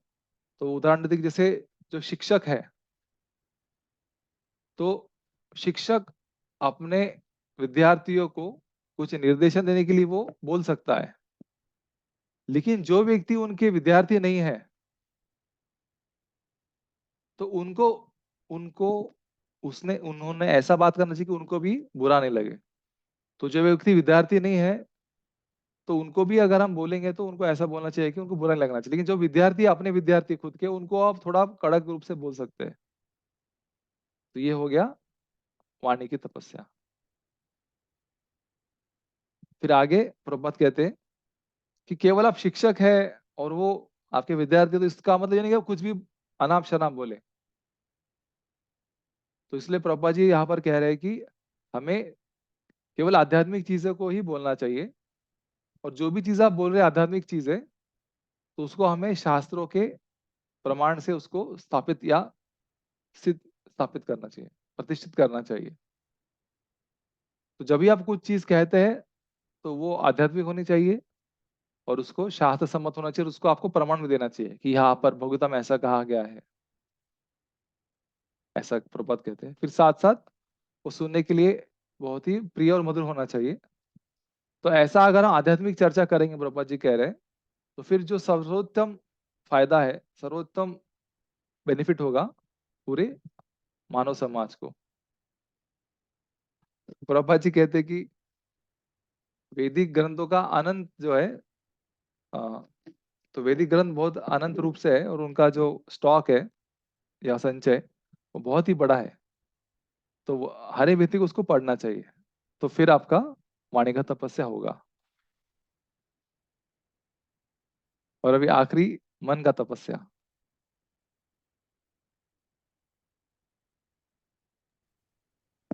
मन प्रसाद सौम्यत्वम, मनः प्रसादः सौम्यत्वम्, मौनम आत्म विनिग्रह, मौनम् आत्मविनिग्रहः, भाव संशुद्धिर एतद, भावसंशुद्धियेतत्, तपो मानसम उच्यते। तपोमानसम् उच्यते। अब ये कौन पढ़ेगा? किसने अब तक पढ़ा नहीं है वो पढ़ सकते हैं। ये रंजूता गोड़ा जी पढ़ सकते हैं क्या, थाने से?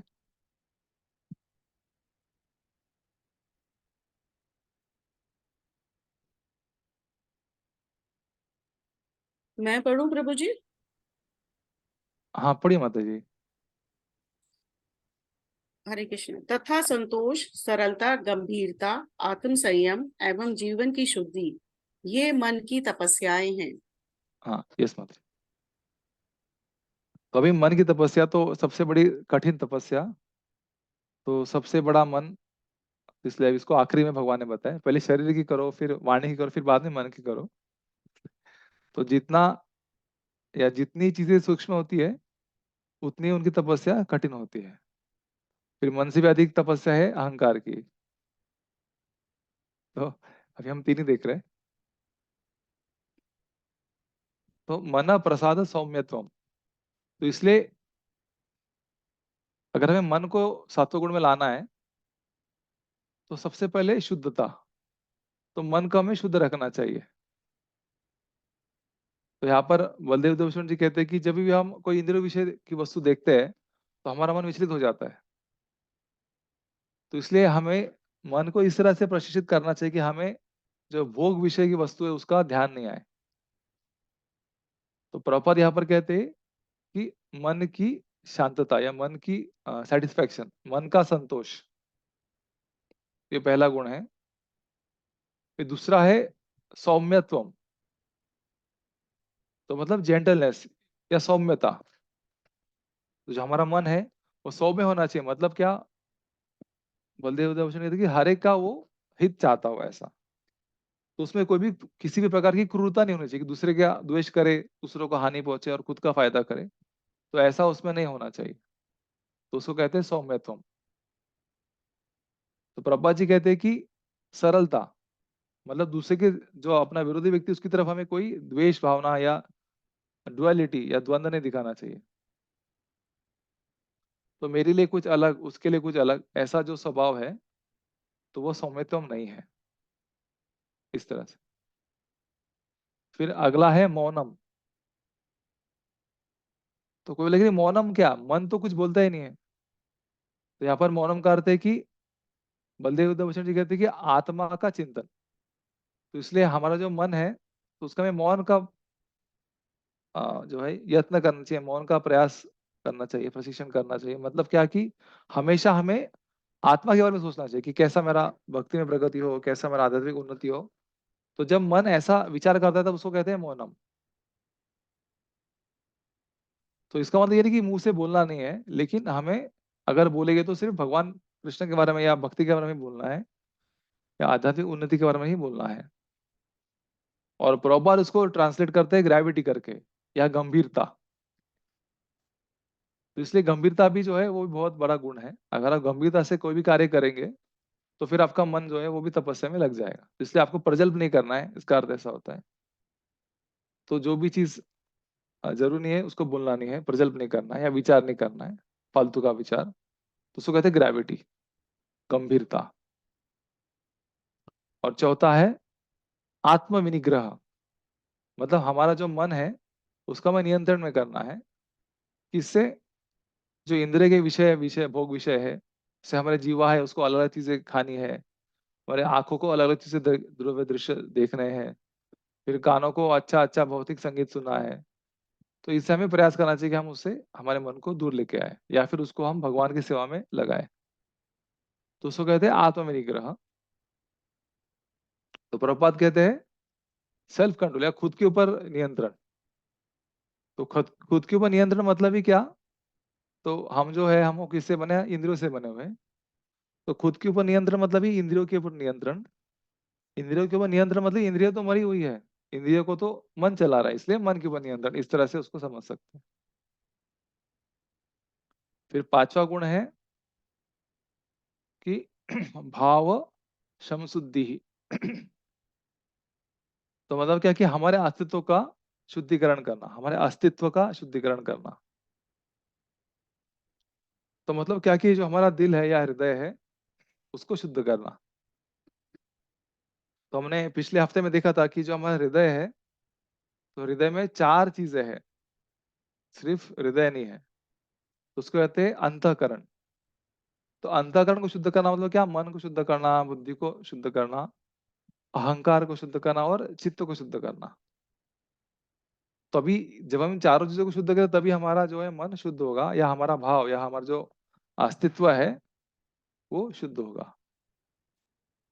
तो बलदेव विद्याभूषण जी कहते हैं कि इसका मतलब क्या है कि जब हम दूसरे के साथ कोई व्यवहार करते हैं तो हमारे व्यवहार में कोई कपट नहीं होना चाहिए।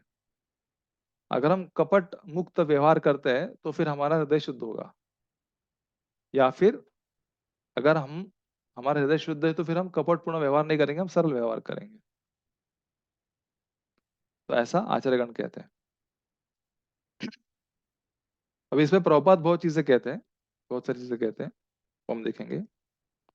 तो प्रभुपाद जी कहते हैं कि अगर आपको मन को तपस्वी बनाना है या मन की तपस्या अगर करना है तो फिर आपको उस मन को इंद्रिय तृप्ति से काटना होगा या अलग करना होगा। तो इंद्रिय तृप्ति को अगर आप मन से अलग कर दोगे तो फिर आपका मन स्वाभाविक रूप से तपस्वी बन जाएगा। तो प्रभुपाद जी कहते हैं कि उसको इस तरह से प्रशिक्षण देना चाहिए कि वो हमेशा दूसरों के चिंतन के बारे में, हित के बारे में सोचते रहे कि कैसे मैं किसी और का अच्छा करूं, भला करूं, कैसे मैं इस कृष्ण भावनात्म का विस्तार करूं, इस तरह से। फिर प्रभुपाद जी कहते हैं कि मन के लिए सबसे अच्छा प्रशिक्षण क्या है? तो विचारों में गंभीरता। तो विचारों में गंभीरता मतलब गंभीर विचार, तो हमें गंभीरता से कोई भी चीज करनी चाहिए, और विशेष करके कृष्ण भक्ति। तो कोई भी जो गंभीर व्यक्ति है हम उसके साथ कोई जोक करेंगे, मजाक करेंगे तो उसको अच्छा नहीं लगेगा, क्योंकि उसका जो चेतना है वो व्यवसाय तुंगा बुद्धि है, एक दिशा में चल रहा है। तो प्रभुपाद जी कहते हैं कि हमारा जो मन है तो उसको हमें जो है विचलित नहीं करना है या भ्रमित नहीं करना है कृष्ण भक्ति के मार्ग से। तो इसलिए हमेशा हमें इस वृत्ति से दूर रहना चाहिए, उसको जहां तक हो सके टालना चाहिए। फिर आगे प्रभुपाद जी कहते हैं कि अपने अस्तित्व को शुद्ध करना मतलब क्या कि कृष्ण भावनामृत होना। तो सभी जगह लोग बोलते हैं कि हमारा मन कंट्रोल में नहीं हो रहा है, हमारा मन बहुत दुखी है, मन नियंत्रण में नहीं आ रहा है।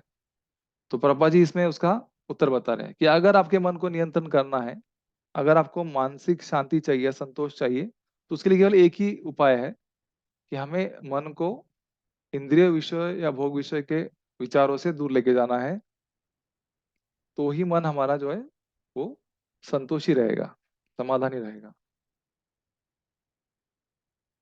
प्रभुपाद जी कहते हैं जितना हम इंद्रिय तृप्ति का विचार करेंगे उतना हमारा मन जो है वो असंतुष्ट हो जाएगा और उसकी इच्छा करेगा। तो प्रभुपाद जी कह रहे हैं कि अभी के ज़माने में हम हमारे मन को जो है अलग प्रकार के इंद्रिय विषय, इंद्रिय तृप्ति के इसमें लगाते हैं, तो इसलिए हमारा मन कभी भी जो है सैटिस्फाइड या संतुष्ट नहीं होता, संतोष नहीं होता। हम देखते हैं कि अभी व्हाट्सएप में कुछ आया, ईमेल में कुछ आया, यूट्यूब पर कुछ आया, फिर टीवी पर आया, फिर किसी और ने बताया, तो इतना सारा हमारे माइंड को डिस्ट्रैक्शन है, तो इसलिए हमारा मन जो है कभी भी शांति या संतोष नहीं प्राप्त करता। तो फिर क्या करें?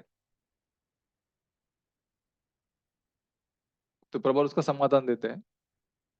तो केवल प्रभुपाद हम देखते हैं कि प्रभुपाद हमेशा समस्या बताते फिर उसका समाधान भी देते हैं। तो समाधान क्या है? तो प्रभुपाद कहते हैं कि सबसे अच्छा उपाय यही है मन के लिए कि आपके मन को जो है वो आपको, अगर मन इस दिशा में जा रहा है तो उसको हम दूसरी दिशा में डाइवर्ट करें। तो किस दिशा में उसको डाइवर्ट करें या किस दिशा में उसको मोड़े? तो वैदिक ग्रंथों के दिशा में। तो प्रभुपाद जी कहते हैं कि हमारे वेदों में बहुत सारे कहानियां हैं जो मन को तृप्त करेगी, संतुष्ट करेंगी, जैसे कि पुराणों में, महाभारतों में। तो हमें इन सब कहानियों का, कथाओं का हमें फायदा उठाना चाहिए और शुद्ध होना चाहिए। तो इस तरह से हम मन को जो है नियंत्रित कर सकते हैं। फिर प्रभुपाद जी कहते हैं कि जो हमारा मन है तो वो हमें हमेशा कपट से दूर रहना चाहिए। तो मनुष्य कपट क्यों करता है? क्योंकि उसको खुद का कुछ फायदा चाहिए रहता है। तो मेरा फायदा हो, दूसरे का नुकसान हो, तभी आपके मन में कपट आएगा। इसलिए प्रभुपाद कहते हैं कि अगर आपको बिना कपट के अगर रहना है तो फिर आपको दूसरों का फायदा, दूसरों का हित अगर आप चिंतन करेंगे तो फिर आपका जो मन है वो स्वाभाविक रूप से कपट से दूर चला जाएगा। फिर प्रभुपाद कहते हैं कि अगला जो गुण है शांति या मौनम। तो मौनम मतलब कि हमेशा व्यक्ति जो है वो आत्म साक्षात्कार में विचार करता है, तो उसका कहता, उसका अर्थ है मौनम। तो जो व्यक्ति कृष्ण भावना भावृत है तो वो विशिष्ट रूप से जो है परफेक्ट साइलेंस या उत्कृष्ट स्तर का मौन व्रत पालन करता है। तो इस तरह से प्रभात कह रहे हैं। तो ये सब मिलकर जो है कुल मिला के तपस्या होती है मन, फिर बाद में उसके पहले हमने देखा वाचा और शरीर। तो अभी मैं जस्ट रिवाइज करता हूं हमने क्या क्या देखा।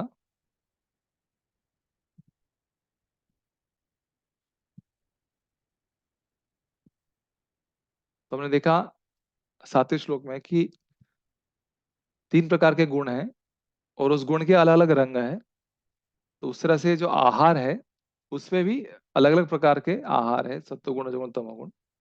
तो उसके भी अलग अलग रंग है या प्रकार है। तो से यज्ञ, तप और दान, तो इसके भी 3 प्रकार है जो भगवान बताते हैं। फिर हमने देखा कि जो सत्वगुणी आहार है, तो सत्वगुणी आहार जो है तो वो जो है आपको क्या क्या चीजें प्रदान करेगा? आयु, फिर बल, शारीरिक बल, स्वास्थ्य, सुख, तृप्ति प्रदान करेगा। और इनका, और ऐसा जो अन्न है या ऐसा जो खाना है उसका गुण कैसा होगा? तो वो भोजन जो है वो रसमय होगा, स्निग्ध होगा, स्वास्थ्यप्रद और हृदय को भाने वाला होगा। तो ऐसा जो अन्न है वो सात्विक अन्न है। राजसिक अन्न क्या है? तो राजसिक अन्न हमें यह ध्यान रखना कि जो 6 प्रकार के स्वाद है उसको कोई भी अगर आप अति कर देंगे तो वो राजसिक हो जाएगा। तो अत्यधिक, अत्यधिक तीखा, अत्यधिक खट्टा, अत्यधिक नमकीन, बहुत ज्यादा गर्म, बहुत ज्यादा चटपटा या बहुत ज्यादा सूखा हुआ, तो ऐसा अगर आप खाएंगे तो ये 6 प्रकार के टेस्टी है। तो ऐसे 6 प्रकार के जो अत्यधिक स्वाद है उससे वैसा अन्न अगर आप खाएंगे जो शुष्क है और जलन उत्पन्न करने वाला है, तो वो जो है रजोगुणी आहार है। तो मतलब क्या कि अगर किसी को एसिडिटी हो रही है, हमेशा भक्तों को होती है या बहुत सारे लोग होती है, तो किसी की अगर एसिडिटी हो रही है मतलब क्या कि आप रजोगुणी आहार खा रहे हैं, तो उसको आप कम कीजिए। तो ये अत्यधिक जो है उसको आप कम करेंगे तो आप दूसरे गुण में चले जाएंगे। तो ऐसे जो आहार है, राजसिक आहार, इसमें सब अत्यधिक होता है। और ऐसे आहार किसको प्रिय होते हैं? जो रजोगुण में होता है उसको बहुत प्रिय होते हैं। और इस भोजन का क्या परिणाम होगा खाने से? तो जब ये भोजन आप खाते हैं उसको आप कैसे पहचानेंगे? तो जब आप ये भोजन खाते हैं तो खाते वक्त आपका दुख होता है, जबान जलती है, बहुत तीखा है, बहुत तीखा है, हाँ सब करते हैं, सब साउंड करते हैं, तो उसको दुख होता है, जीवा को दुख होता है खाते वक्त।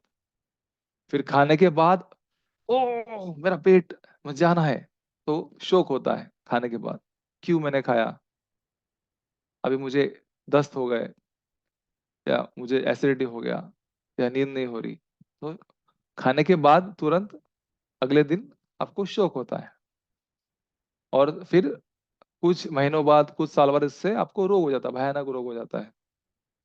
तो ऐसे जो अन्न है वो है राजसिक अन्न। फिर हमने देखा तामसिक अन्न, तो जो 3 घंटे के बाद जो बच चुका है, ऐसा अन्न प्रसाद को छोड़ के, जिसका रस चला गया है, जो बदबू दे रहा है, जो सड़ गया है, और जो झूठा है, ऐसा अन्न। और वैसे जो अस्पृष्ट अन्न, जैसे इसको हम छू भी नहीं सकते, जैसे कि शराब हो गया, या मांसाहार हो गया, या तंबाकू हो गया, तो ये जो है ये तामसिक आहार है। और ये किसको पसंद है? जो तामसी व्यक्ति, वो उसको जबान निकाल निकाल के खाएगा, उसके मुंह में पानी आएगा ऐसे सब चीजों को देखकर।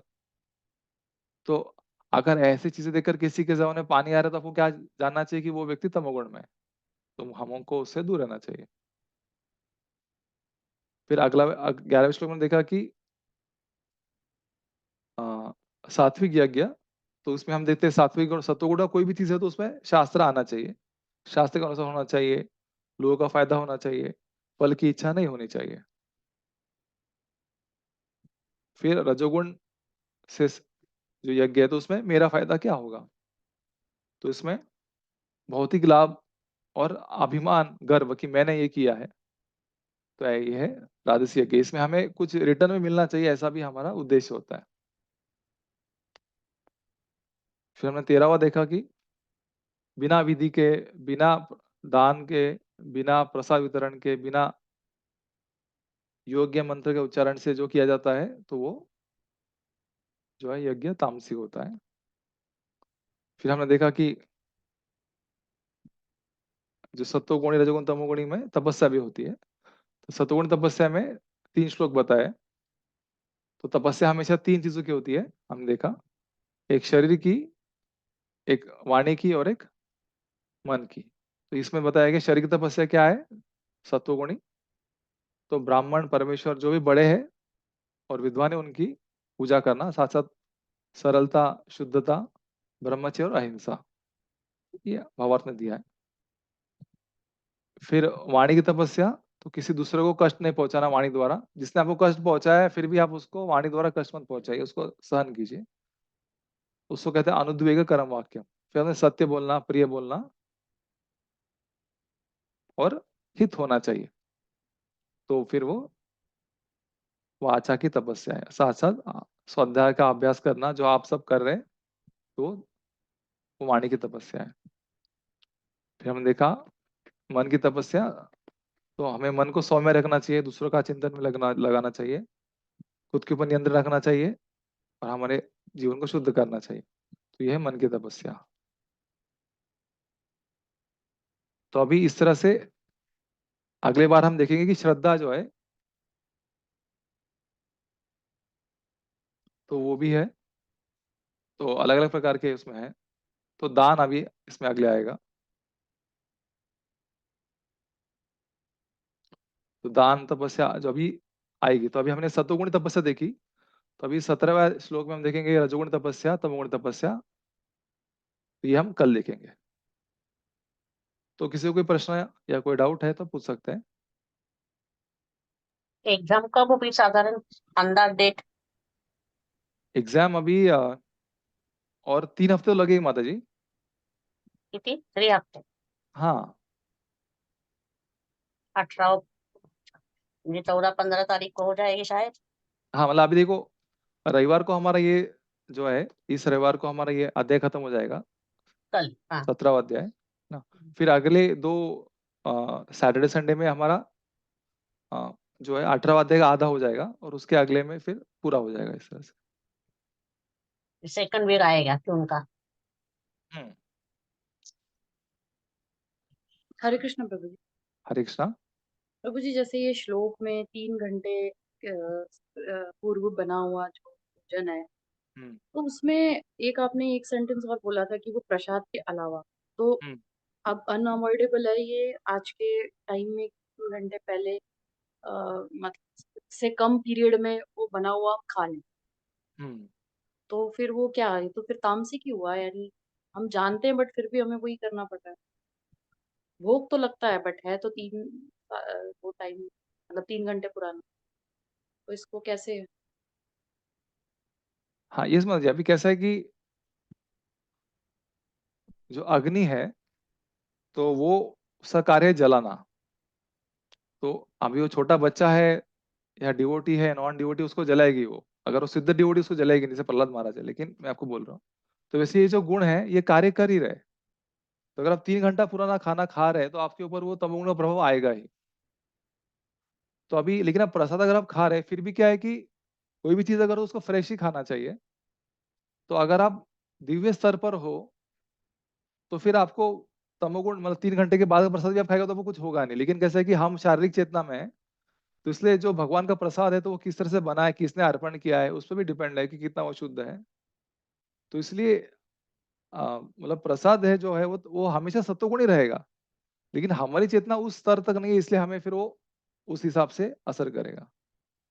तो कलयुग में ये बहुत मुश्किल है, से आपने कहा, तो इसलिए फिर हमको तमोगुण ने पकड़ रखा है, पकड़ लिया है।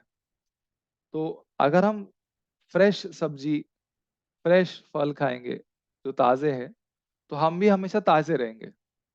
लेकिन अगर हम बासी फल खाएंगे, बासी सब्जी खाएंगे, ठंडी सब्जी खाएंगे, बहुत ज्यादा पकाई हुई सब्जी भी खाएंगे, तो क्या होगा, हमारे शरीर में या तो रजोगुण आएगा या तो फिर तमोगुण आएगा। तो इसलिए फिर हम देखते हैं तमोगुण का परिणाम क्या है कि हमको कार्य करने में इच्छा नहीं होती, या क्लास में आलस आता है, नींद आती है। तो हमारे जीवन में क्या होगा, आलस, निद्रा और प्रमाद का मतलब अधिक बढ़ोतरी होगी इस तरह से। तो इसलिए आपको ऐसा अन्न बनाना चाहिए जो तुरंत बना के आप खा सके, फ्रेश इस तरह से। तो फ्रिज में भी आप रखेंगे तो भी उसका जो गुणवत्ता वो चली जाती है। तो इससे सबसे उत्तम जो आहार है, जैसा प्रभुपाद जी कहते हैं कि हमें हमारा खुद का फार्म होना चाहिए या खेती होना चाहिए आदर्श रूप में। फिर वहां से हम जाके पुराने जमाने में खेती में, या जो माताएं थी उनके घर के बाजू में ही कुछ लौकी का पेड़ है, या कुछ लौकी का जो क्रीपर है वो है, या फिर कुछ सब्जी लगाई हुई है, तो तुरंत जाके वो माता जी सब्जी काट करके तुरंत उसको बना के ऑफर करके खाएगी तो तुरंत फ्रेश रहेगा इस तरह से। इन कलयुग में हम दूसरे के ऊपर निर्धार या निर्भर है। तो जितना हम दूसरों पर निर्भर रहेंगे उतना हमारा जिंदगी तमोगुण में जाएगा, क्योंकि बाकी जो लोग हैं जिस पर हम निर्भर है वो सब तमोगुण में है कलयुग में अधिकतर लोग।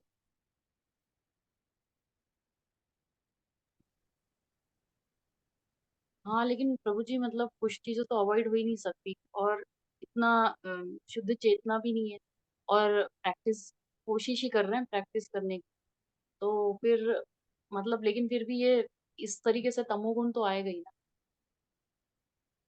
यस माता, तो इसलिए हमको जीवन भर, हमारा अपना जीवन है, तो अगर हम हमारा परिवार के साथ अगर हम प्लानिंग करेंगे तो हम इस तमोगुण को हटा सकते हैं। तो अगर आपको सिटी में नहीं रहना, आप गांव में अगर रहने के लिए तैयार है, तो फिर आपको वो तो तमोगुण आप कम कर सकते हैं। या फिर सिटी में ऐसी जगह पर रहिए जहाँ पर सब्जी मार्केट है, तो फिर आपको फ्रेश शायद मिल सकता है। तो ऐसा आपको सोच के गंभीरता से विचार करना हो कि अभी इसको मैं कैसे इसका समाधान करूँ। तो ऐसा हर एक चीज में आपको सोचना होगा, तब आप इससे बाहर निकल पाएंगे। तो तमोगुण आप बोले कि कुछ नहीं कर सकते, कुछ नहीं कर सकते, तो लेकिन फिर ऐसा आप सिर्फ सोचेगा तो आप तमोगुण में ही रहेंगे। कुछ नहीं कर सकते, कुछ नहीं कर सकते, ये बोलना भी तमोगुण का भाषा है। हाँ लेकिन प्रभु जी जैसे कुछ ऑर्गेनिक सब्जी लाने की कोशिश कर लेते हैं, बट अब टिफिन जाएंगे वो कोई 6 घंटे बाद खाएगा, उसका कोई क्या करे। हाँ, तो वही टिफिन तो, हाँ तो टिफिन फिर उसको क्या है कि टिफिन में वो फिर फल लेके जा सकता है। तो सुबह उठ के फ्रेश मतलब जो वाइफ का बना हुआ या माँ का बना हुआ खाना खा सकता है वो। और टिफिन में फ्रूट्स लेके जा सकता है या ड्राई फ्रूट्स लेके जा सकता है, तो उसको भिगो के वो खा सकता है, या फिर वो छाछ लेके जा सकता है। तो ऐसे ऑप्शंस भी है, लेकिन वो कितने दिन खाएगा वो अलग बात है। तो इस तरह से आप कर सकते हैं टेम्पररी। तो अभी के जमाने में अगर आप आपको अगर पता हो तो लोग टेरेस गार्डनिंग करते हैं, मतलब टेरेस पर ही सब चीजें उगाते हैं। तो अगर आपका टेरेस अगर 600 स्क्वायर फुट या 900 स्क्वायर फुट टेरेस है, तो उस पे आप अपनी सब्जियां खुद उगा सकते हैं बिना कुछ ज्यादा मेहनत के। तो उसको आप नेट पे ढूंढ सकते हैं कि टेरेस गार्डनिंग करके। प्रभु जी वो सब कुछ मैंने कर भी लिया और मेरा तो नहीं है, तो मेरी सारी वो सब कुछ फेल हो चुका है तो। हाँ, नहीं तो इसलिए क्या है कि कलयुग में तमोगुण इतना बढ़ चुका है, हर एक चीज में तमोगुण है। तो इसलिए आपको उससे बाहर निकलने के लिए ऐसे स्थान का आधार लेना हो जहाँ पर सब सत्वगुण है। इसलिए उसके लिए प्रभुपाद ने कहा कि आप गाँव में जाओ, तो उधर आपको सब स्थान भी मिलेगा, प्रकाश भी मिलेगा, अच्छा भी मिलेगा, लोग भी मिलेगा, इस तरह से। लेकिन फिर अगर आपको सिटी में रहना, तो फिर आपको उसका जो गुण है, रजोगुण तमोगुण, उसको आपको स्वीकार करना होगा। तो इसमें अभी मैं कुछ नहीं कर सकता, उसमें आपको आपके जो फैमिली मेंबर्स है और आपके जो काउंसलर है उनसे चर्चा करके आप निर्णय कर सकते हैं, ठीक है प्रभु क्योंकि खाना तो आप छोड़ नहीं सकते हैं। जी। हरे कृष्णा। हरे कृष्ण। तो अभी यहाँ पर हम रुकते हैं, फिर कल मिलेंगे। तो आप सबका बहुत बहुत धन्यवाद। श्री प्रभुपाद की जय, श्री हरे भगवता कृष्ण। की जय। हरे कृष्णा। जय गौर प्रेमानंद, हरि हरे हरि कृष्णा। बोल। हरे हरे हरे कृष्णा। कृष्ण, हरे कृष्ण। हरे कृष्ण। अभी कुणाल प्रभु उधर यूएस में, वहां पर तो सब लोग मांसाहारी खाते हैं। जी प्रभु जी। तो इसलिए स्थान का बहुत महत्व है। तो स्थान जो है वो सतुगुणी स्थान, पूरा भारतवर्ष सतुगुणी स्थान ही है ऑलमोस्ट। तो उस तरह से तो हमें प्रयास करना चाहिए। तो इस तरह से हमेशा ऊपर जाने का प्रयत्न करना चाहिए। तो इसलिए गंभीरता। मैं अपना फोटो डालना चाहूंगी आपके सलाम। ठीक है, हरे कृष्णा। हरे कृष्ण प्रभु। मैं अपना फोटो डालना चाहूंगी।